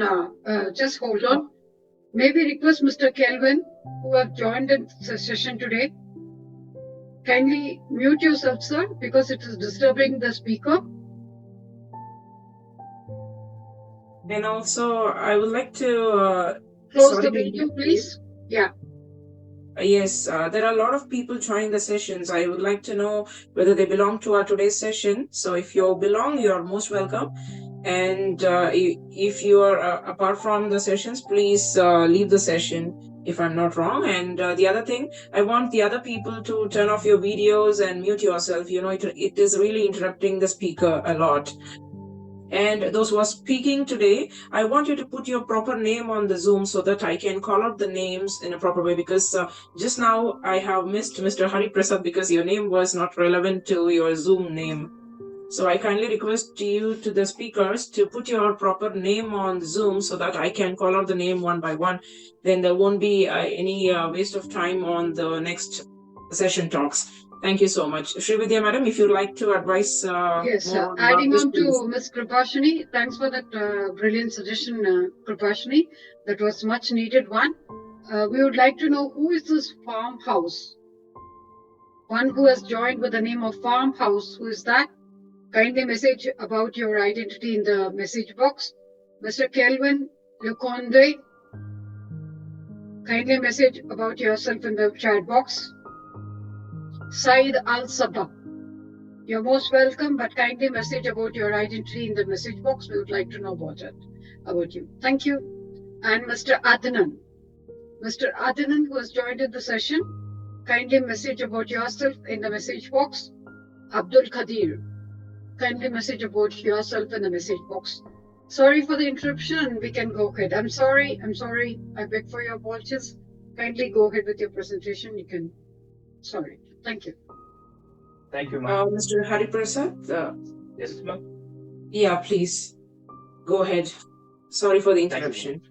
ma'am. Oh, it's okay, ma'am. Thank you, ma'am. And about long-term sustainability. Climate changes policies promote long-term sustainability by encouraging the investment in a clean technology, renewable energy, infrastructure, and climate adoption measures. Climate flows direction towards sustainable investment can contribute the transition to low carbon economy and help mitigate the impact of climate changes. And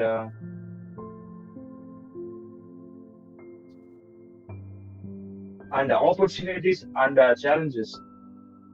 Opportunities for renewable energy investment, green infrastructure, and innovation and technology, and risk migration.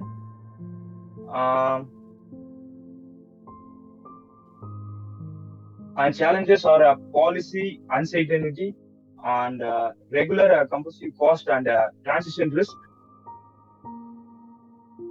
Okay, man. These are the challenges and opportunities.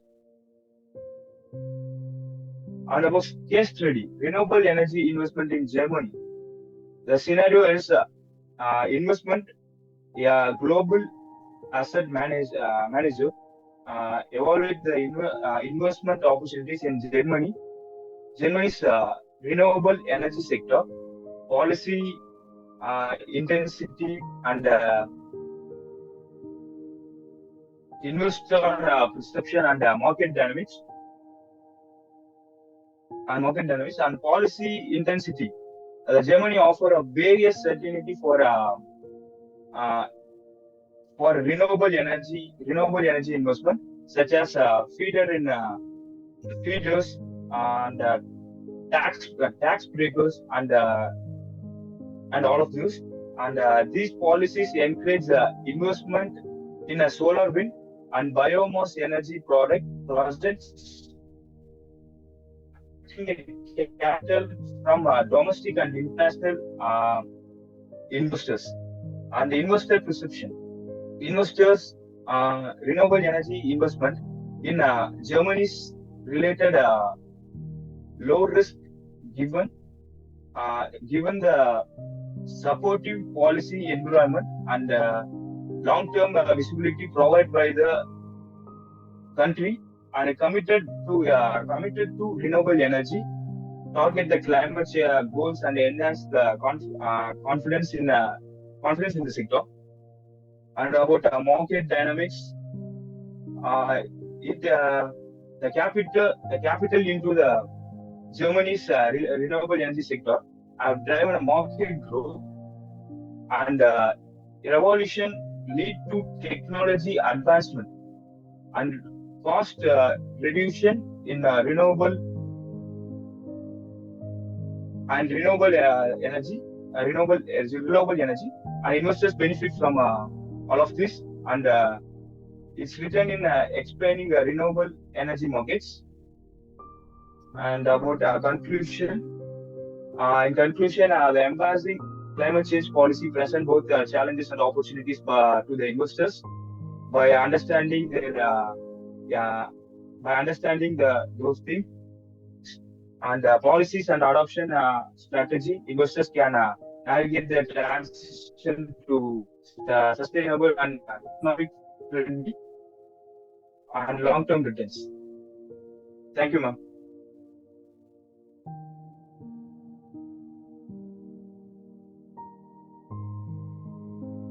Thank you.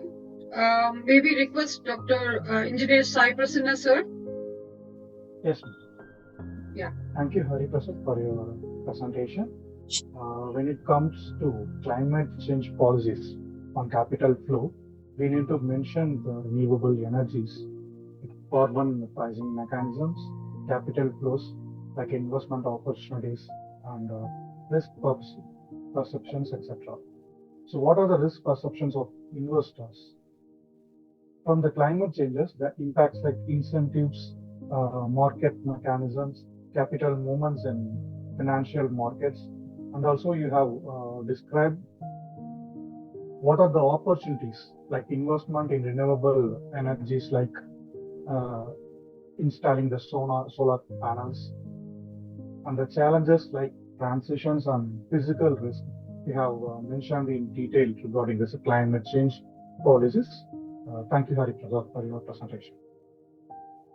Thank you, Sai Prasanna, sir. And thank you, dear. I would like to take the case study one that was to my interest, basically. When we talk about the renewable investments in Germany, you have mentioned about the policy incentives, invest with the investors' perception, the market dynamics which are being involved in it. And with the second case study of carbon pricing in Canada, when we talk about the investment firm B, a Canadian investment fund, with the impact of carbon pricing of the investors' risk perception and capital allocation decisions, which each included three factors of regulations, investment opportunities, and the risk mitigation that you talked about. Really, they are something which are more related to today's topic. And adding on to it, if we have time, I would like to sum it up with the three highlights which we were not talking about in the previous with the previous speaker, that is innovation and research funding. So investing in research, development, and innovation accelerates the deployment of the climate-friendly technology solutions. That we have to really give you a good hand on that, and how governments can allocate funding for research institutions, universities, and private sector innovators, which is much open, and we are open to it, and as such to develop and commercialize clean energy and climate resilience technologies and sustainable practices involved. Taking it forward to the community and the stakeholder engagement, engaging local communities. Well, we do agree with that. They are the backbone structure of bringing any change in the community, the society, with indigenous people who are involved in it and other stakeholders who are involved in the climatic finance decision-making processes will ensure the investments are aligned with the local priorities and the needs and the values. We do agree with that. And with the participatory approaches, foster ownership, accountability, and social, last but not the least, the social acceptance of the climatic projects, enhancing their effectiveness and sustainability. So by implementing these interventions, the governments and the multilateral institutions and the private sector can mobilize the financial resources that are needed to address the climatic change effectively and build a more sustainable and resilient future. Thank you so much. It was quite comprehensive, and you did definitely did a good job. And we could make out that that was your first presentation, or you're speaking on a global forum for the first time, but you still, despite all odds and all interruptions, you did a good job. Thank you so much. Thank you. Thank you so much, Srividhya. And if Prasanna sir, Sai Prasanna sir and Senthil Kumar sir wanted to give a word about this, you can take a minute of time to give your thoughts and comments about his speech. Sai Prasanna sir is already given, and I think we can go to the next speaker. Yes. Yeah. Okay, thank you. So our next speaker is MVS Sai Prashant, who is a student of CSC IoT Sri Sairam Engineering College.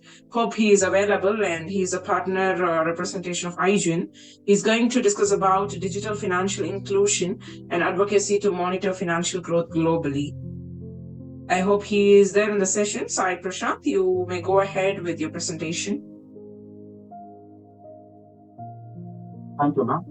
Warm evening, everyone. I'm Sai Prashant from Sairam Engineering College, pursuing CSC degree from Sairam Engineering College. So my topic of presentation today is about digital financial inclusion and advocacy to monitor financial growth globally. So, is my screen visible now? Yes, it is visible, but you can go on to the slideshow mode if it is possible from your side. Yes, please go ahead. Thank you. And welcome on board with us, Mr. Sai Prasad. Please go ahead. Thank you. So basically, the financial inclusion and the term financial inclusion refers to the accessibility or availability of financial services to every individual on planet Earth. So that we can use take advantage of the financial services. So such as we have loans, pension, and credits, insurance, etc. And also, this financial institution comes under sustainable development, sustainable development goals, which is economic growth. And then, then why do we exactly need the digital financial inclusion or digital financial inclusion? Or why do we digitalize that? So before that, we have two major problems since past 5 years, which are basically as per World Bank's data, 20% of world population have either doesn't have any bank account or any doesn't have any proper access to financial services, which makes a downfall in their economy, in their country's economy, and also since past year we have experienced a COVID-19 outbreak. Even many people around the globe have lost their jobs, businesses, and still are struggling to recover their financial status. So I think digital financial inclusion will be a proper solution for these two problems. So next we have there's a very big advantage of digitalizing the financial inclusion because it is very cost effective, and also the main advantage of having digital financial inclusion, or generally financial inclusion, is it can result to economic growth of the country, and also it can also grow fintech companies and provide more job opportunities to youth, and which ultimately increases continuously results in the growth of the economy of that country. And also in every thing in the universe has a challenge and advantage or disadvantage. This implementing digital financial inclusion must have some challenges. So these are both the main challenges. The main challenge is pretty obvious that not every person on the planet Earth has the internet access. Because even in India or any other underdeveloped countries, they are still trying to get a proper internet access to the country. So this might be one challenge. And another challenge is about security. Online security has been up and down since past few years, because in the internet usage has been increased since past 5 years during the COVID and after the post-COVID period as well. And also many people around the world, or majority of population, may not have financial knowledge, complete financial knowledge, and which may lead to a risk in their career. And also the government of India and many other international organizations have took initiative for financial inclusion.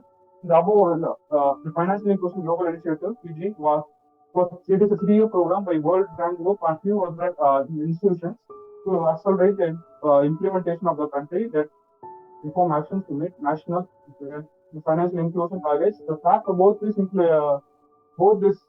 initiative is that it is funded by none other than Mr. Bill Gates, and it is about Bill and Melinda Foundation. So it is that's very one of the prestigious initiative. Then we have our national, our Indian initiative for financial inclusion, which is Pradhan Mantri Jan Dhan Yojana.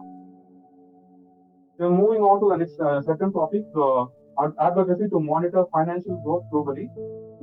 it basically refers to the tracking of assessment and analysis of the financial indicators such as we have GDP or job rate, how many jobs are there in the country, and the economy, etc.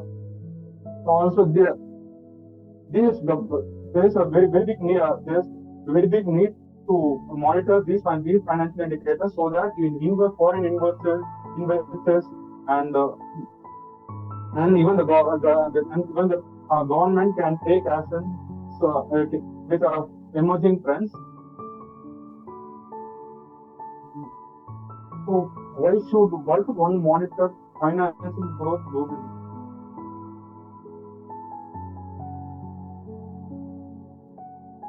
So monitoring financial is very crucial for many reasons. The first thing is economic stability. By tracking the financial growth, the government or financial institution can identify what can happen next, and so that they can pre-plan or kind of contingency plan so that we can prevent the economic crisis like some countries have been in the recent times. Also, we have next one is investment opportunities. Many investors rely on the data about financial growth about not only about the country or around the globe, so that they can invest in particular industry with high potential, and which ultimately results growth of the economy of that country, which will be very good thing for developing countries such as India. Government have taken some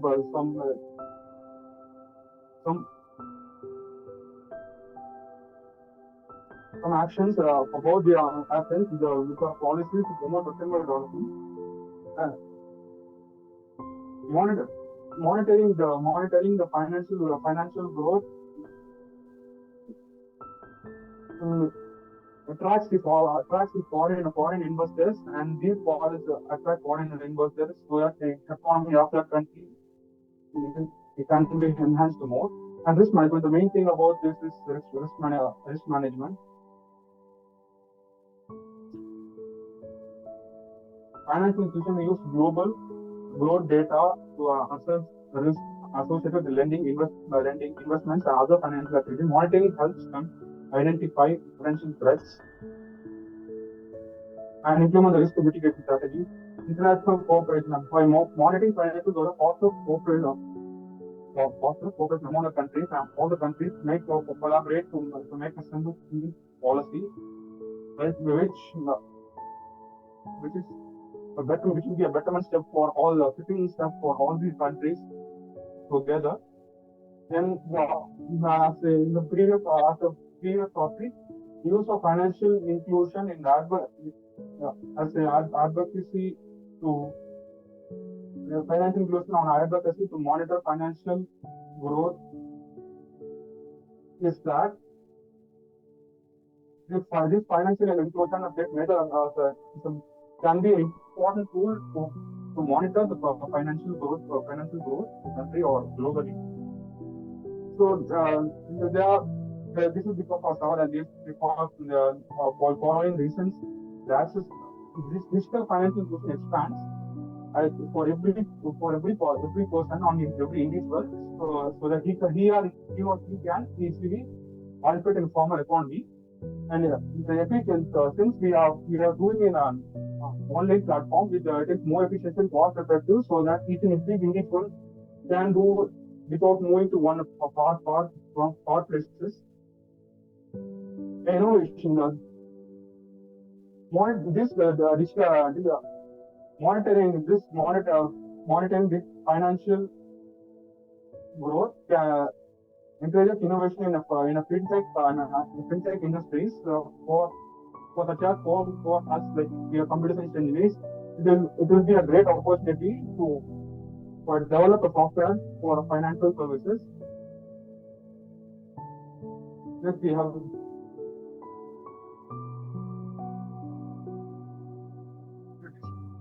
Digital financial inclusion generally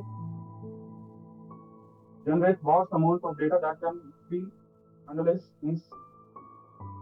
the trends, analyze the trend behaviors so that the country or financial institutions can take a perfect plan so that they are not affected in the future.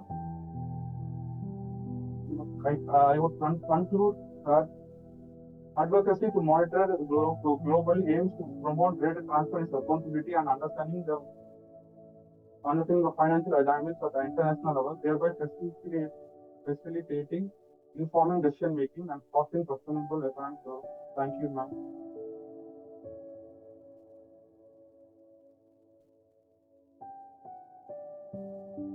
Thank you so much, Sai Prashant. Srividhya, madam, we would like to hear a word from you. Yeah. Let's hear from engineer sir, and then I'll add on. Sure.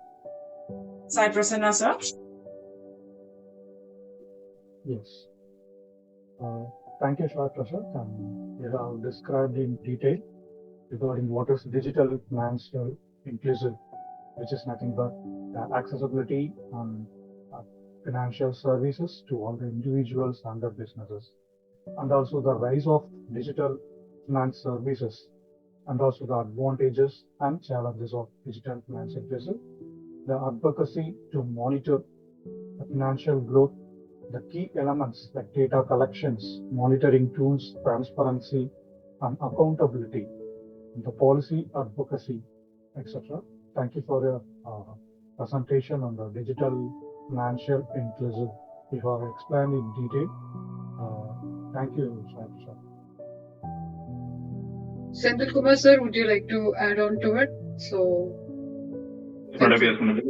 Actually, recent trends, it is very much essential because everyone transferred from digital currency. It is right now the current important techniques, and by that privacy.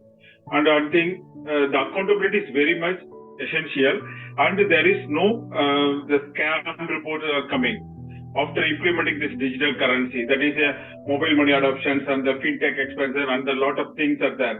Government initiatives to that for implementing the digital currency. It will get more benefit to the states.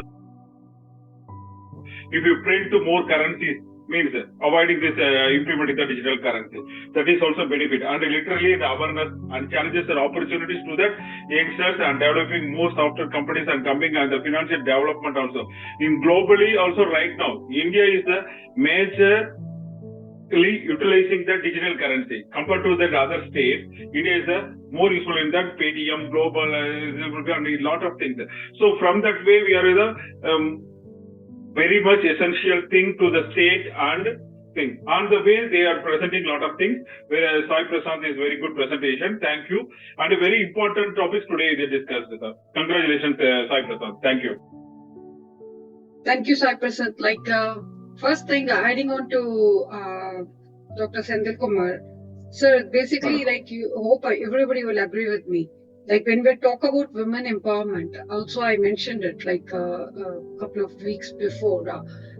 Basically, they should have when we talk about financial literacy for women, at least as a basic requisite, they should be able to handle their own personal savings bank account such that we can say that, okay, fine, they are able to operate an account which is being functional. So in that case, when we talk about the digital finance, access to financial services, as Dr. Senthilkumar was mentioning, digital financial inclusion refers to providing access to the formal financial services through digital channels such as mobile money, digital wallets, online banking, etc. So it enables the unserved or the underserved, most privileged, underprivileged population, including those in the remote areas with the low income communities, to access the range of the financial products. That's the first key thing, that they should have an access for all these financial modus operandi. So when we do that, what is the thing which, when we get stuck, when we start implementing this, reducing the barriers of the traditional banking, such as physical distance, I'm not able to access to my bank, or the documentation requirements, I may not have that exact thing. And probably like when it comes to the profit, and they are trying to meet both the ends meet. In that case, the high transaction costs could be eradicated, like evacuated. And by leveraging the mobile phones and the internet connectivity, the same thing which we all face today because of the internet. I don't know, like though we say that our countries are fast improving, and we are just coming up to the global standards, but still, practicality, as a matter of practicality, it prevails. We have to accept it. Even people in UK, Dr. Virginia could not join the session because she's in UK. Imagine, from UK, they're not able to join the session. When we have seen how Dr. Renuka was suffering, that she is not able to join the session from Kenya. So this problem of getting internet connectivity is a greatest problem which has to be looked into, and we have to look for a sustainable solution for all these things. And especially when we talk about the financial literacy and the financial access to the financial services which are being included in it. Moving ahead, like going ourselves with empowering with the small businesses and the individual groups that we manage finance more effectively, investment in definitely about creating knowledge campaign, enabling people, getting them to know things and getting into the habit of using things will contribute to the poverty reduction and also the income growth and also about the economic development. So, end of the day, advocacy to monitor the financial growth. Well, he was very scrupulously mentioning about the advocacy effects of the governments and the international organization and the civil society groups, which will help in bringing the societal change and promoting policies and regulations that will support the financial inclusion, consumer protection, the market sustainability. And of course, to address the regulatory barriers which are involved in it, promoting digital infrastructure development and ensuring fair and transparent financial services and practices involved in it. With also what other speakers did not mention, and he did have a mention about the data collection and analysis report. That's a key thing. Also, like monitoring the financial growth with the robust data collection and the analysis of the reporting mechanisms will also contribute to the policymakers and the stakeholders to access progress and identify the gaps, and so that we can target inventions so effectively. Thank you so much. It was a brilliant presentation, definitely. All these things will be taken into account, and with the synergy of the digital financial inclusion, the advocacy strengthen the efforts to monitor the financial growth globally, promote inclusive economic development, and advance financial well-being for all. Thank you. Thank you so much. Thank you so much, Dr. Srividhya, and I also thank you, Dr. Sukumar and Engineer Sai Prasanna, sir. I really appreciate MVS Sai Prashant for your thoughtful presentation. And let's go ahead with the next session talks from Khalid Hamid, who is an Professor IT... Khalid Hamid. Oh, sorry, it is not mentioned here. I'm really sorry. Professor Khalid Hamid, ITA Global Director of Education, official partner WBECS, partner representation GSFN, who is going to talk about policy analysis and recommendations for sustainable economic stability. We welcome you, sir, Professor Khalid Hamid. You're welcome. Please allow me. The video is closed. You have to be allowed to me for the video, please. The connection starts your video. Yeah, because we were closing the other people's video. Okay. I'll do that. Yes, sure. There were people who have not logged in, who have logged in the session not through their emails. So we close the session for all the video access today. So I will open it for you, sir. Don't worry. No problem. Take care. Thank you. Thank you.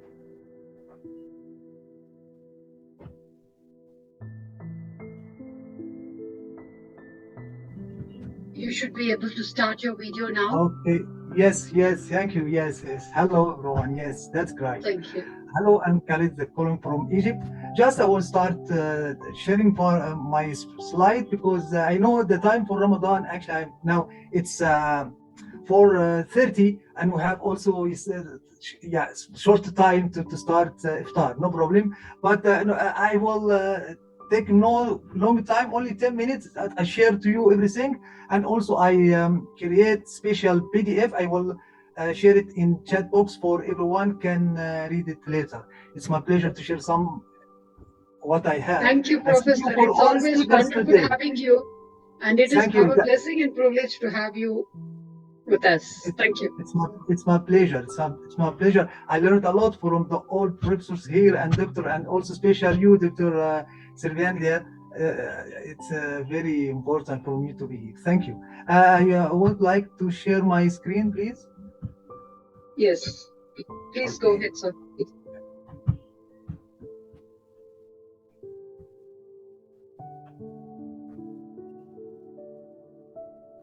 Starting?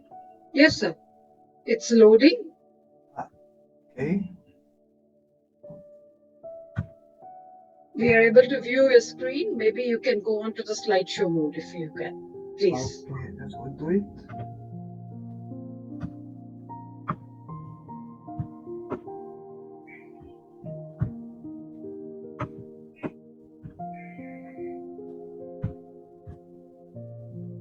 I tried. It's now? Yes, now it is. Please go ahead, Professor. Thank you. Okay, thank you. I would like to introduce myself so quick. As you know that I'm Khalid Hamid. I'm also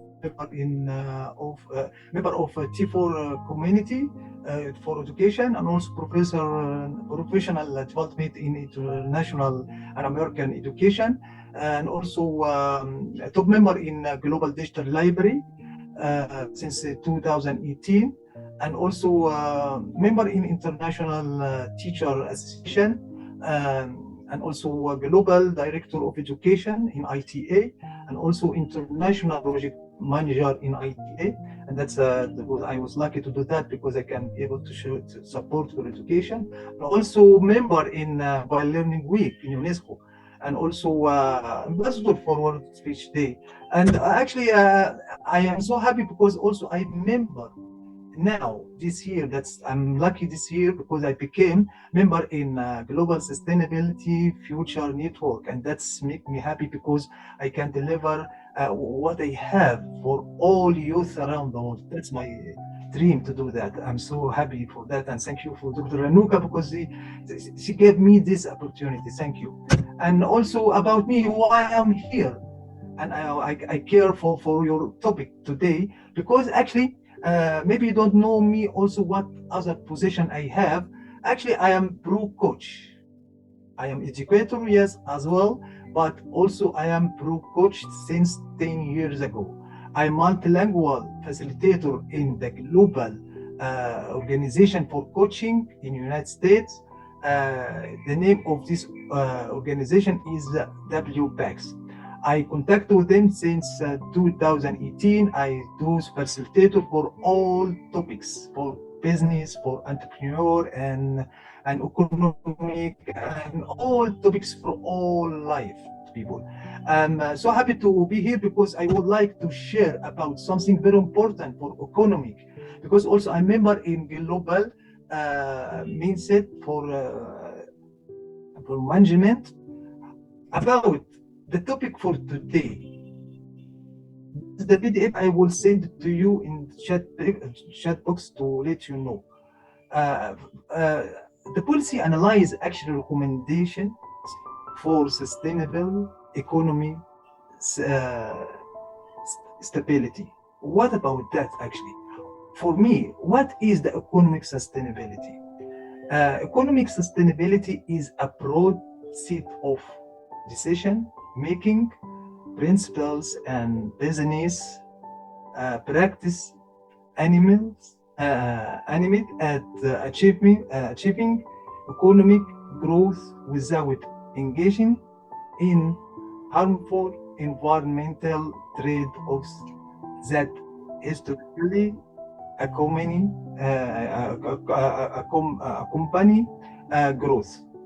Okay, and also what is the economic policy analysis? For economic policy analysis, it must be good contact in programs offered by the Department of Economics and Public Policy, and learning more about companies and multidisciplinary approach to policy analysis with focused study on the use of economic tools to analyze policy issues.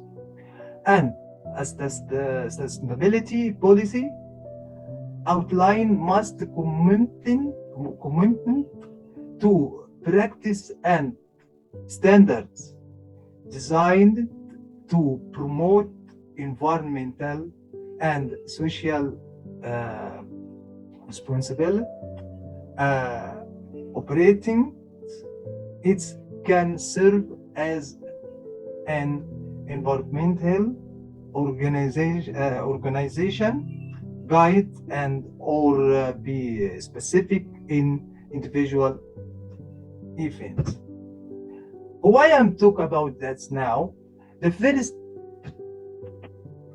first point, very important to grow with economic, the people must be know more about the knowledge about active listening skills that make the people focus for all issues to can be able to solve all issues. We talk now about the economic. It's the top issue around the world. Then we have to care about the people working for this department. Then I don't have enough time to talk more about active listening skills for people. That's very useful. That for economic, for all people, for all sectors, for education, for everything. I have I did coaching for this more than 4 years right now. Every year that it was so amazing for all entrepreneurs actually. That's a good topic. I will later, maybe in the future, I can also make a special decision for this to let youth, special youth, because I saw today beautiful youth. They have good project. They can also support for that, but they have to know and grow with himself in the knowledge of active listening skills, and also they have to know also about the culture, about the languages, multilingual, about how can contact with the people. Because the economy, if you talk about economics, you of course you will contact with the all over the world. Now the world will become one world. In international, you can also contact in the computer. Like now we have in the season many countries here now. Also the economic, also we have to contact the global. How we can contact the global? First we have to know actually the culture of the people, the countries, how they thinking about to grow with them in the economy. Here also actually that's something about Africa, how you can contact. You will also know this, and also about the European, also about the German, special German, because Germany, you know that Germany, it's a big country in industry. Actually, they have companies. I was in German actually. That I saw. It was my pleasure to be there because I saw how much they are care about the economic and companies.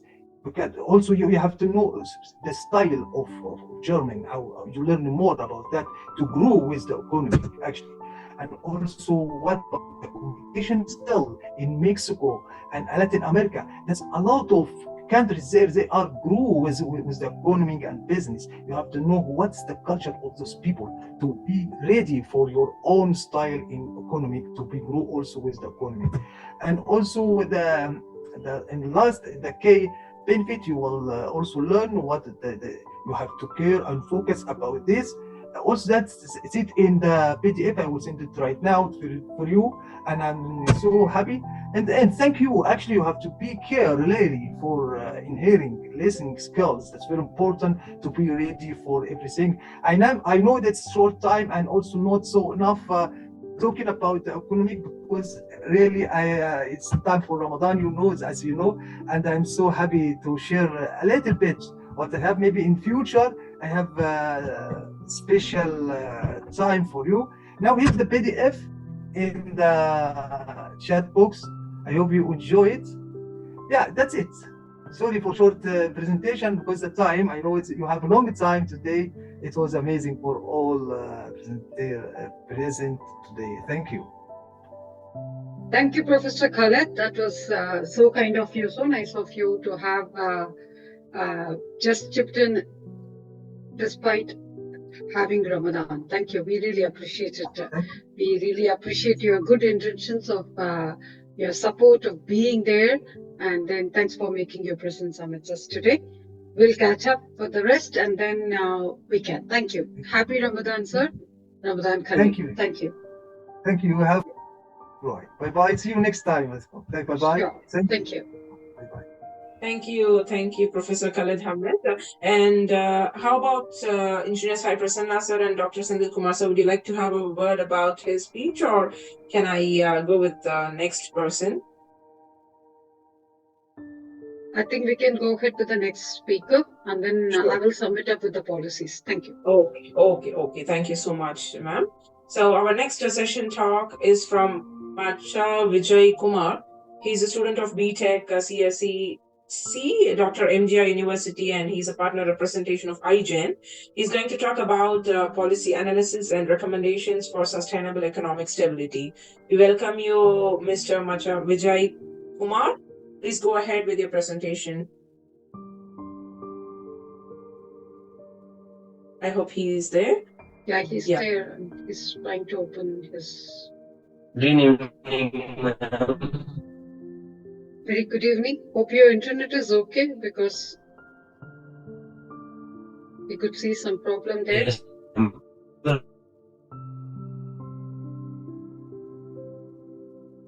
I'm audible, ma'am.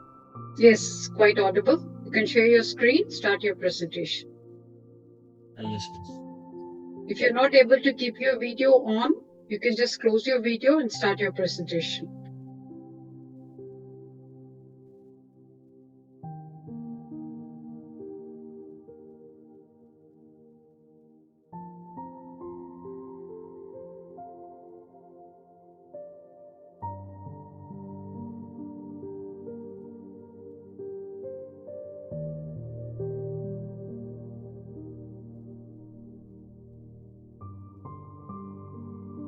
You have to click on to the enable editing slideshow. Yes. There you are. Yes, you can go ahead presenting it. Thank you. Hello all. Good evening. Myself, Macha Vijay Kumar. I'm from Dr. MGR University. I'm pursuing my BTech second year CSE. Today I'm going to present my topic is policy analysis and recommendations for sustainable economic stability.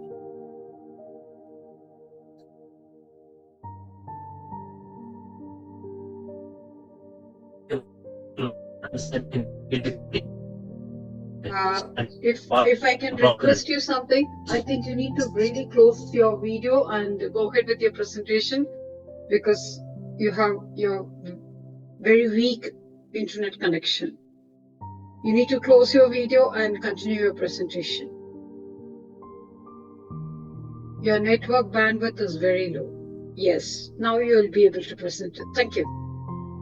In a world of economic uncertainty, it's critical to start a strategic path for prosperity. This presentation explores the sustainable economic solution needed to navigate the challenges ahead.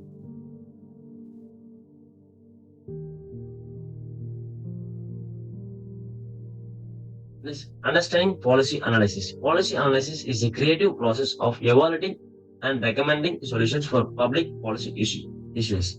By examining data and trends, we can develop innovative strategies for economic growth. Let's see of economic landscape.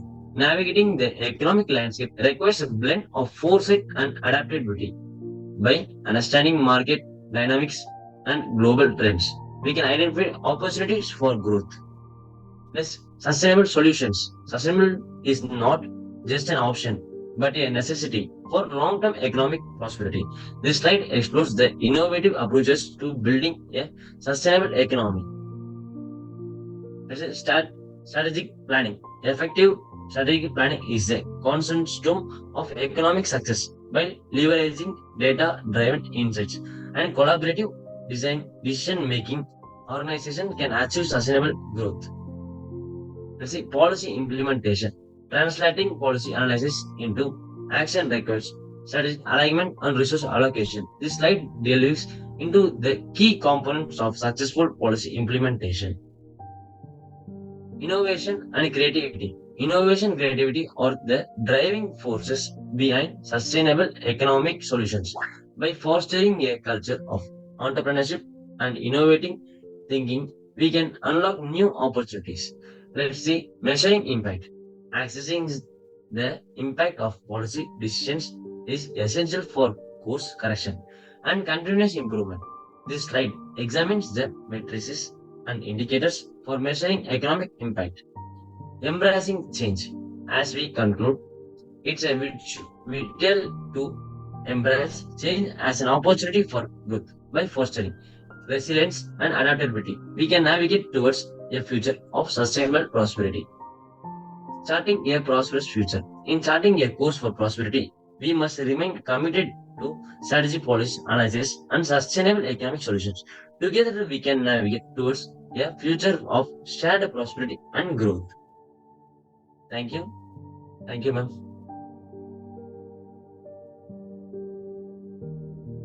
Thank you so much, Mr. Macha Vijay Kumar. Thank you.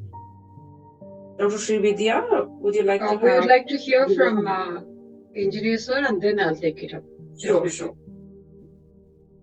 Engineer Sai Prasanna, sir, we would like to hear from you.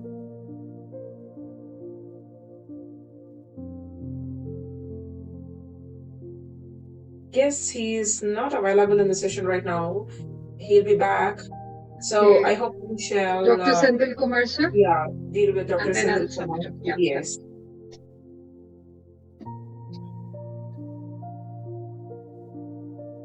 Vijay Kumar present, very nice madam. Nice presentation regarding about the strategic policy analysis.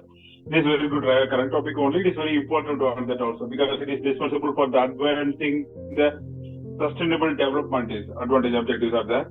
So that's why it is very important topic and nice presentation about the briefly they explained a lot of things. Thanks to everyone. And Vijay Kumar, nice presentation. Thank you, sir. Thank you. Thank you so much. Thank you, Mr. Vijay Kumar.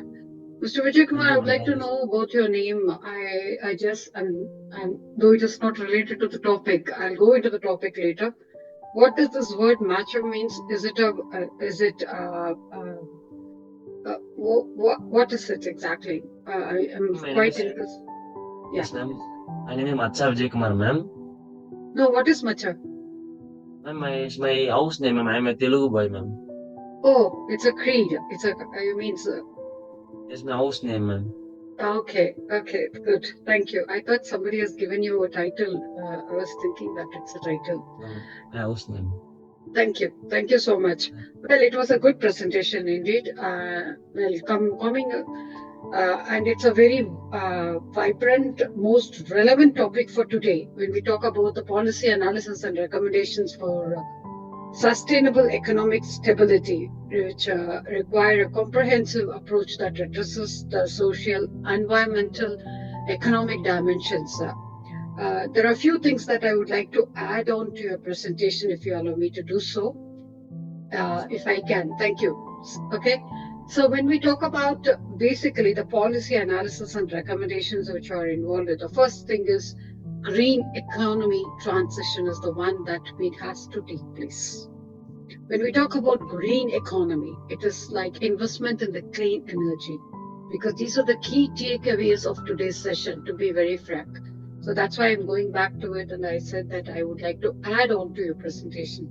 Please allow me to do so. Thank you. So with your permission, I'm going ahead with that. So with the investment in the clean energy, the policy should prioritize investment in renewable energy sources such as solar, wind, and hydroelectric power to reduce resilience on the fossil fuels, and mitigate climatic changes. Well, impact of it can create jobs, it can reduce carbon emissions, and also enhance energy security, which is a key thing, which is a very key thing when we talk about sustainable finance. Secondly, promotion of such sustainable practices will encourage industries to adopt sustainable practices such as resource efficiency, targeting on waste reduction and circular economy principles. And it will minimize environmental degradation while improving productivity and competitiveness of the particular industry that is involved. That will support for green innovation, and governments should intensify incentive for research and development processes which are involved in it, such that we, people like us who are creating awareness, who are creating knowledge, who are sharing knowledge on these platforms, and also researchers and presenters like you, the youth, and also the other presenters will be motivated towards the green technologies and innovations that will promote sustainable economic growth. So this will include funding in of the key thing, the funds which are involved for the clean energy research, green infrastructure projects, and also sustainable agricultural practices. Because this is really going out of the from the present trends, which is a major concern for sustainable insustainability in the finance market. So we have to bring back to those norms of sustainable agricultural practices which are involved in it. That has to come from the government sector as policy and reforms which are involved in this. So when we talk about these inclusive economic policies, so the first thing is poverty alleviation programs. So when we talk about poverty alleviation programs, targeted social safety nets, including threats of cash transfers, somebody was mentioning about mobile functioning as such, food assistance and healthcare subsidies can reduce this poverty and inequality, fostering social stability and inclusive and sustainable economic growth. So all these are possible by what? By education, by the means of education and skill development. So we need to work on those project measures, which in other words, which has come in the trends in terms of agile, project management, etc., etc., etc. So pool in the power of the youth who are studying in schools and colleges and universities, let them become our powerhouses who is going to take it to the communities such that we will invest on these education and skill development programs which will empower these individuals with the capacity to participate in the labor market. They are no more job seekers. They all will become business owners, entrepreneurs who will take the responsibility on their shoulders to innovate and adapt technological investments, thereby enhancing long-term economic resilience and prosperity when it comes to the sustainable finance, which is involved with that we're talking about. So when we talk about financial inclusion, policies aimed at expanding access to the financial services, as I was talking about the minimal bank services and the payment mode of terms and modus operandi which is involved in it, particularly to the marginalized group. Let's focus on the marginalized groups and the rural communities. Promote inclusive economic growth, eradicating all those the gaps which are being present in the society, taking them out. Just go to the marginalized groups, right to the footprint, right to the carbon footprint of those marginalized groups, enabling the growth of these individuals to save, invest, and access credit of the finance which is involved in that, so that they directly benefit. Let's go to the grassroots level of these people. Let's go and target them. Let's go and help with them, work with them, such that we are able to uplift those lives which are most required when we talk about the sustainable finance which is involved in it. So, thereby, which we develop is the resilient infrastructure development. Investment in the infrastructure. Government should prioritize investments in the resilient infrastructure, including transportation, with a minimal thing, with the basic grassroots level which is required as on day to day. There are no more commodities or there are no more luxuries that we're talking about. These are the basic commodities which should be made available for people, like transportation, water, energy, telecommunication network to enhance their productivity, their connectivity, and also become resilient for any kind of disasters that are going to be involved in it. So, climatic adaptation measures, as incorporating climatic resilience to the infrastructure, also should come into the planning and development, helps to mitigate the impact of the climatic change related events such as the floods or storms or heat waves or any kind of economic losses or recessions, which will safeguard the livelihoods. That should be the measure that has to be taken. So,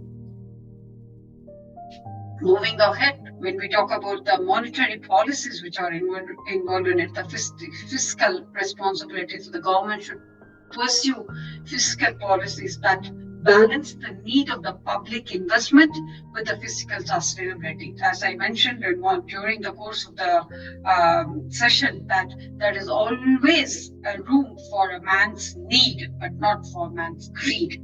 So, what is actually need? The public investment have to go exactly and accommodate for all these people to meet their needs, avoiding excessive debt accumulation and maintaining credibility in the financial markets. That has to be really taken care of. So, thereby building monetary sustainability, central banks should adopt the monetary policies that will maintain the price stability, control inflation, and support sustainable economic growth while monitoring the financial sustainability risks. It is possible by regulating reforms and the governance which is involved in this process.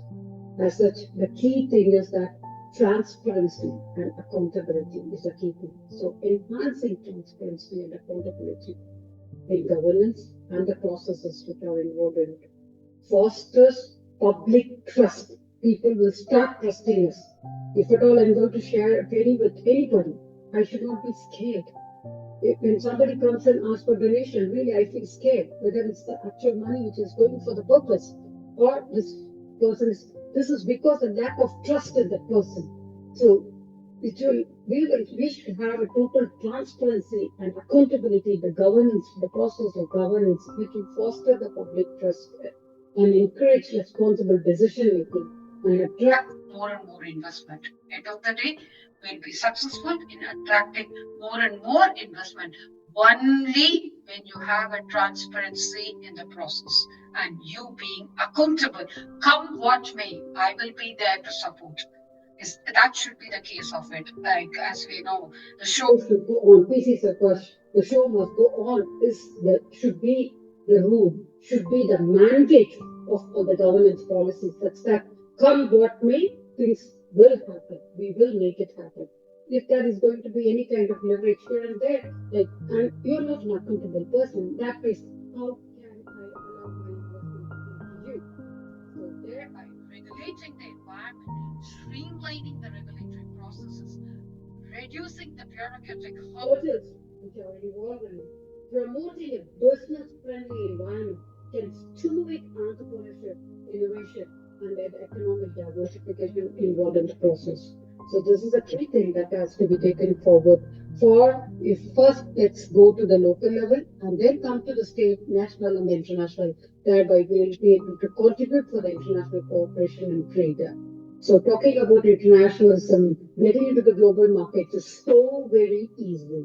Making your presence is also so very easy. It's not that making your presence make all the sense. You have to be successful in making your presence there.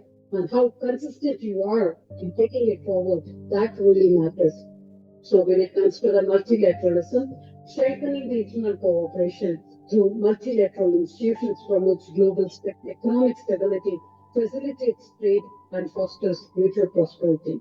Thereby, we'll be able to involve and integrate fair trade practices, advocating fair trade practices and trade imbalances ensures equitable distribution of economic benefits and reduces vulnerabilities to the external shocks.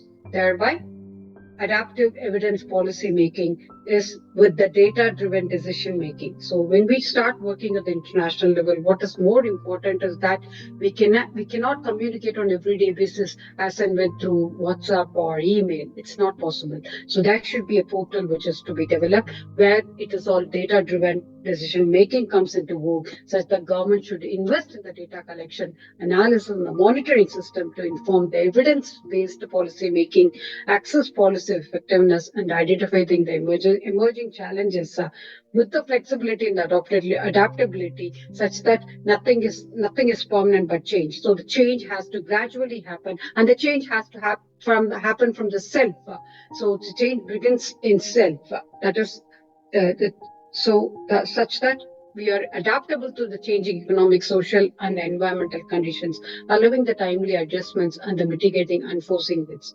So, by adopting these policy recommendations, government can promote sustainable economic sustainability, resilience, and the inclusive growth, ensuring a prosperous future for the current and the future generation. So, with that, we come to the end of the session. Thanks, Mr. Macha Vijay Kumar.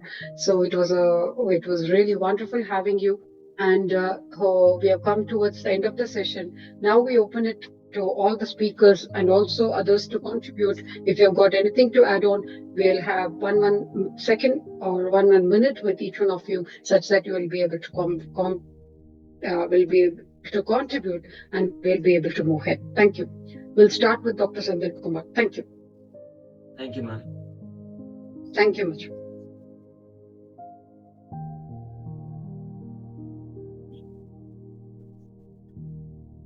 Very nice today evening, madam, because today is a lot of presentation is there. First, initially starts with the Pranay is a very nice present, and they elaborate about all the things about the financial thing. This very nice presentation about the financial requirement and financial commitment and how to implement and how to develop and how to manage and everything they have developed.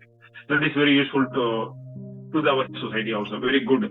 In college level itself, they have aware about all these things. Definitely, in future, is going to be big financial analyst also coming. That's first of all, I congratulate to them. And then Vishnu sir, Dr. Vishnu sir is presenting a detailed. It is also very useful to that. And then he is giving a lot of information about that low risk, high risk, and everything that is discussed. It is very much essential to aware about that thing. In the short platform here, he elaborates a lot of things to the thing. So this subject is going to be given to that in college level itself. Here, right now, everyone, only financial person only going to learn about this. Everyone should learn about the financial crisis and financial commitment, how to manage the financial thing. Everything it is essential. And then one more thing, I am also highlighted this thing, that is the digital currency. Digital currency is where means that is in industrial sector side, much high money transaction side is important to implement the digital currency. In a lower side, we want to implement the normal currency itself. Because in rural areas, most of them are not able to utilize that money. So, it is definitely I must accept that and agree to that thing. It is much essential because right now, government also right now implemented. They have sent every agriculture person receive 1,000 rupees there. And 6,000 rupees also. But most of them are not much aware about that, not able to read that message. In bank said message, 6,000 rupees credited in your account, but they are not aware. They are not phone. They have not phone. So how they are going to aware about that? They should give the account number only. So it is a from that way, through postal or directly we have to the bank itself, they have to give money to them and get signature itself. So they, okay, I am receiving 6,000. So they are happy. So that's why they have to implement in rural areas. So I agreed about your proposal, madam. I agreed about the suggestion. But in industrial and agriculture and IT sector, in commercial areas, we have to implement the digital money currency only. So on that way, we only avoid the bribe money. Otherwise, we are going to again. Right now, also everywhere, lot of bribe money is coming on that in the forum. So that on that way, we are not going to develop that lot of infrastructure. So only we have to develop the infrastructure. So that is very essential on the thing. And Sai Prasant and Vijay Kumar also elaborate about that financial crisis, financial analysis, strategic analysis. From that, madam is also right about sustainable practice in agriculture. It is more important things. It is for getting the environmental impact and the ensuring the food security and prioritizing the soil health. It is a very much essential on now. Soil health and then water conservation and biodiversity with the wild energy that responds to the climate change.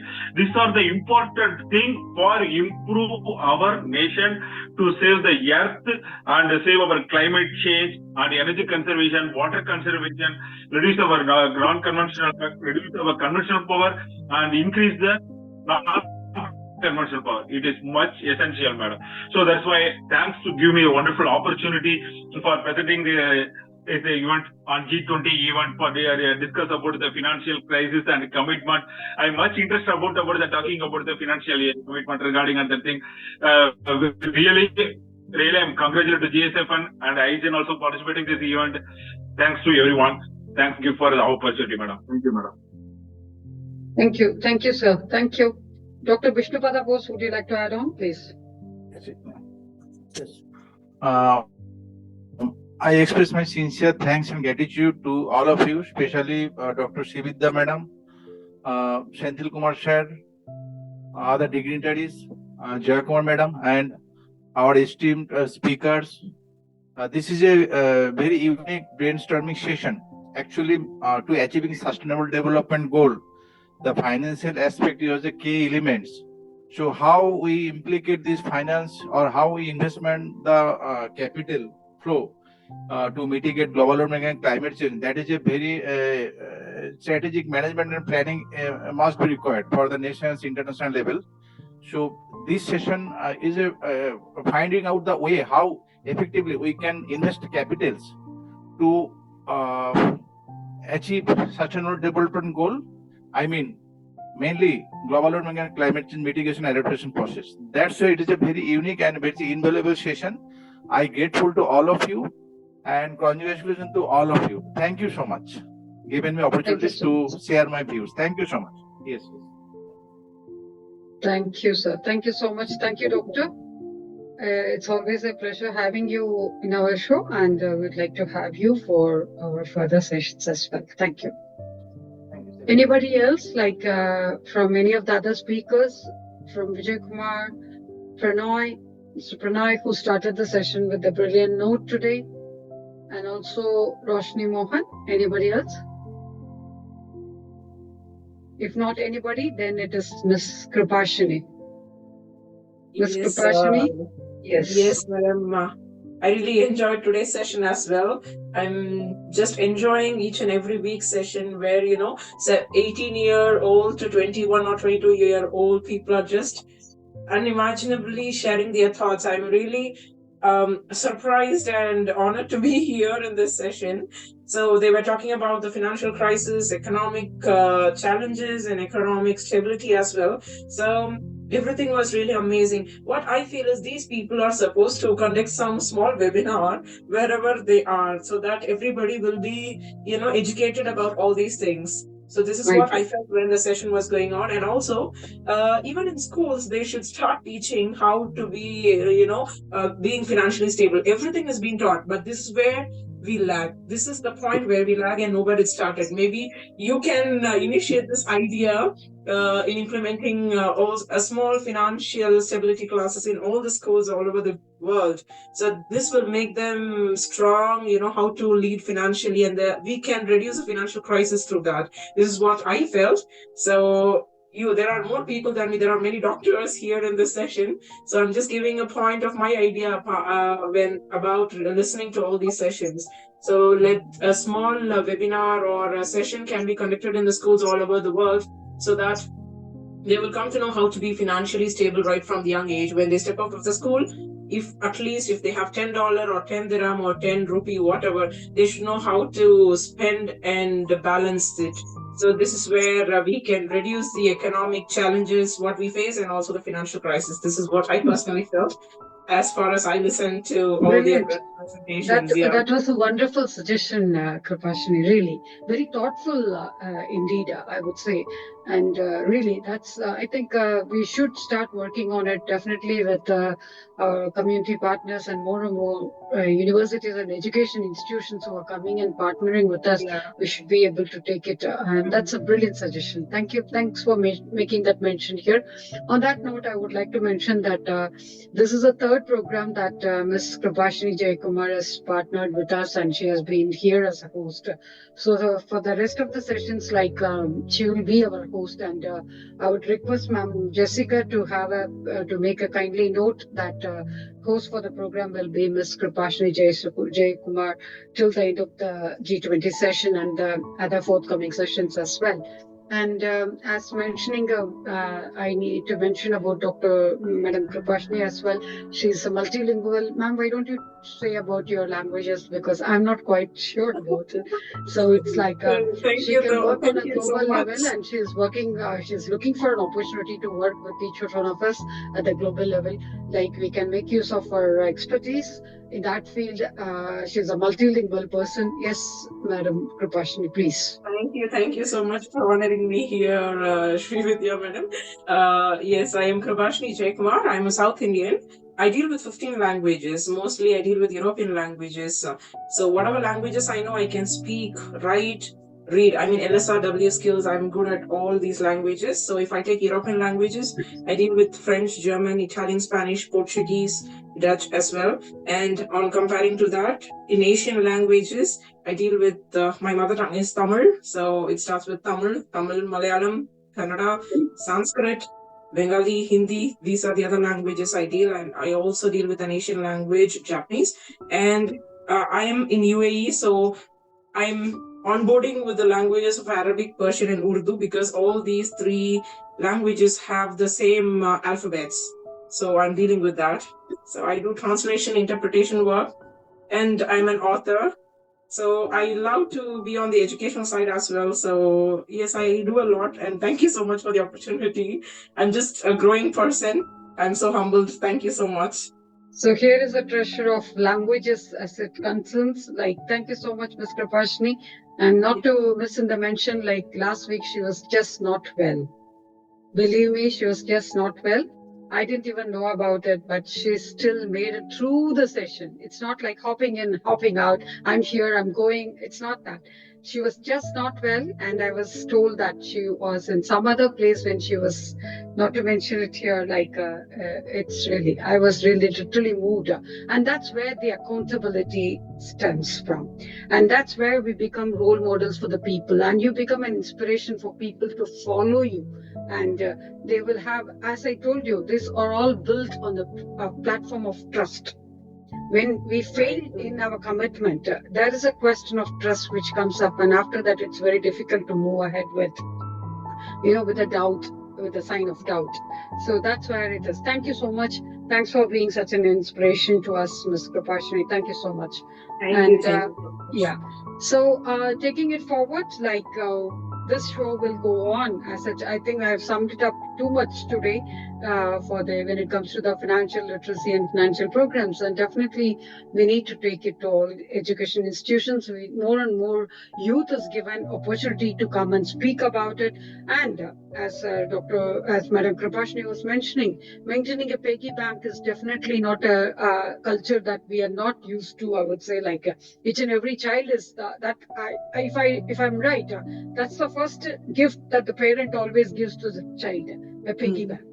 Now, so when we do that, why not we do it in a more organized way, such that it becomes a practice? It becomes such that practice makes a man perfect. So it just goes on, and as a child grows, the activity or the habit of saving, talking about finance, and indulging into the financial analysis, and then it just goes on. The terms and the disciplines and all the metrics also moves ahead according to the age and the age level expectations which are concerned with that. And then the contributions also move. First, it starts from the family, as I told you. Like it all starts. The charity begins at home. So when it starts from you, then you take it to the community, then you take it to your family, then you take it to the community, then you take it to the national level, and then you take it to the international level, and we are able to contribute much more in that case. So thank you so much. It was wonderful having you all, beautiful speakers who contribute immensely on this, and definitely Aijan needs a mention that they lifted up today's program with despite all odds as such, and our great support once again. Mr. Niranjan needs a mention here, coming up with a Zoom link all of a sudden from so nowhere. Ma'am, here is the Zoom link. Let's just move it on. Let's have the show on. That should be the spirit. And not that every week I'm taking Niranjan's name. It shows the level of commitment. Because we were not able to contact Dr. Renuka, and ma'am was somewhere else. We were not able to bring her on board. Okay, fine. Niranjan came and said, okay, fine, let's create one more new link. And then the show went on with the time. And otherwise, like there was always a thing. Okay, fine. If not this week, why not we have it as next week? Options are always there. But despite all odds, to make it happen, really, that shows the commitment, and that's why we are here. And that's why we are here in the global platform, with the level of commitment, with the level of accountability, with the level of expectations which are involved in the process. And if you're there, then you are there. Like, as I mentioned, Ms. Kripashni was just not well. In fact, she attended the program from the clinic, from the bed, from the hospital bed, which she didn't even tell me. I came to know about it later. So I'm not saying that even if you're sick, you should attend. That's the level of commitment. That is where we can say that this person will be able to shoulder it on themselves. And when we are up to the mark, then we can talk about finance, then we can talk about financial literature, financial architecture, and international growth, etc., etc., etc. Thereby, thank you so much. Thank you, beautiful speakers who have joined us for today's session. It was wonderful having you. Brilliant presentations as usual. Until we meet again for the next topic of international taxation, trade and investment, export and imports, with the presidency as reform, reshape, restructure, reconstitute the international trade fabric and international tax architecture. This is where this Vidya and Kripashni signing off. Adieu from each one of us on behalf of thanking you all in gratitude of on behalf of all our community partners. Thank you so much. Thank you. Thank you so much. Thank you, ma'am. Thank you. Thank you. Welcome. Thank you. Thank you. Niranjan, I heard you say thank you. Would you like to say Yeah, of something? course, ma'am. I say thank you only. It's very funny. Thank you. Thank you, Niranjan. Thank you so much. Yeah, Okay. okay. Thank you, ma'am. Thank you.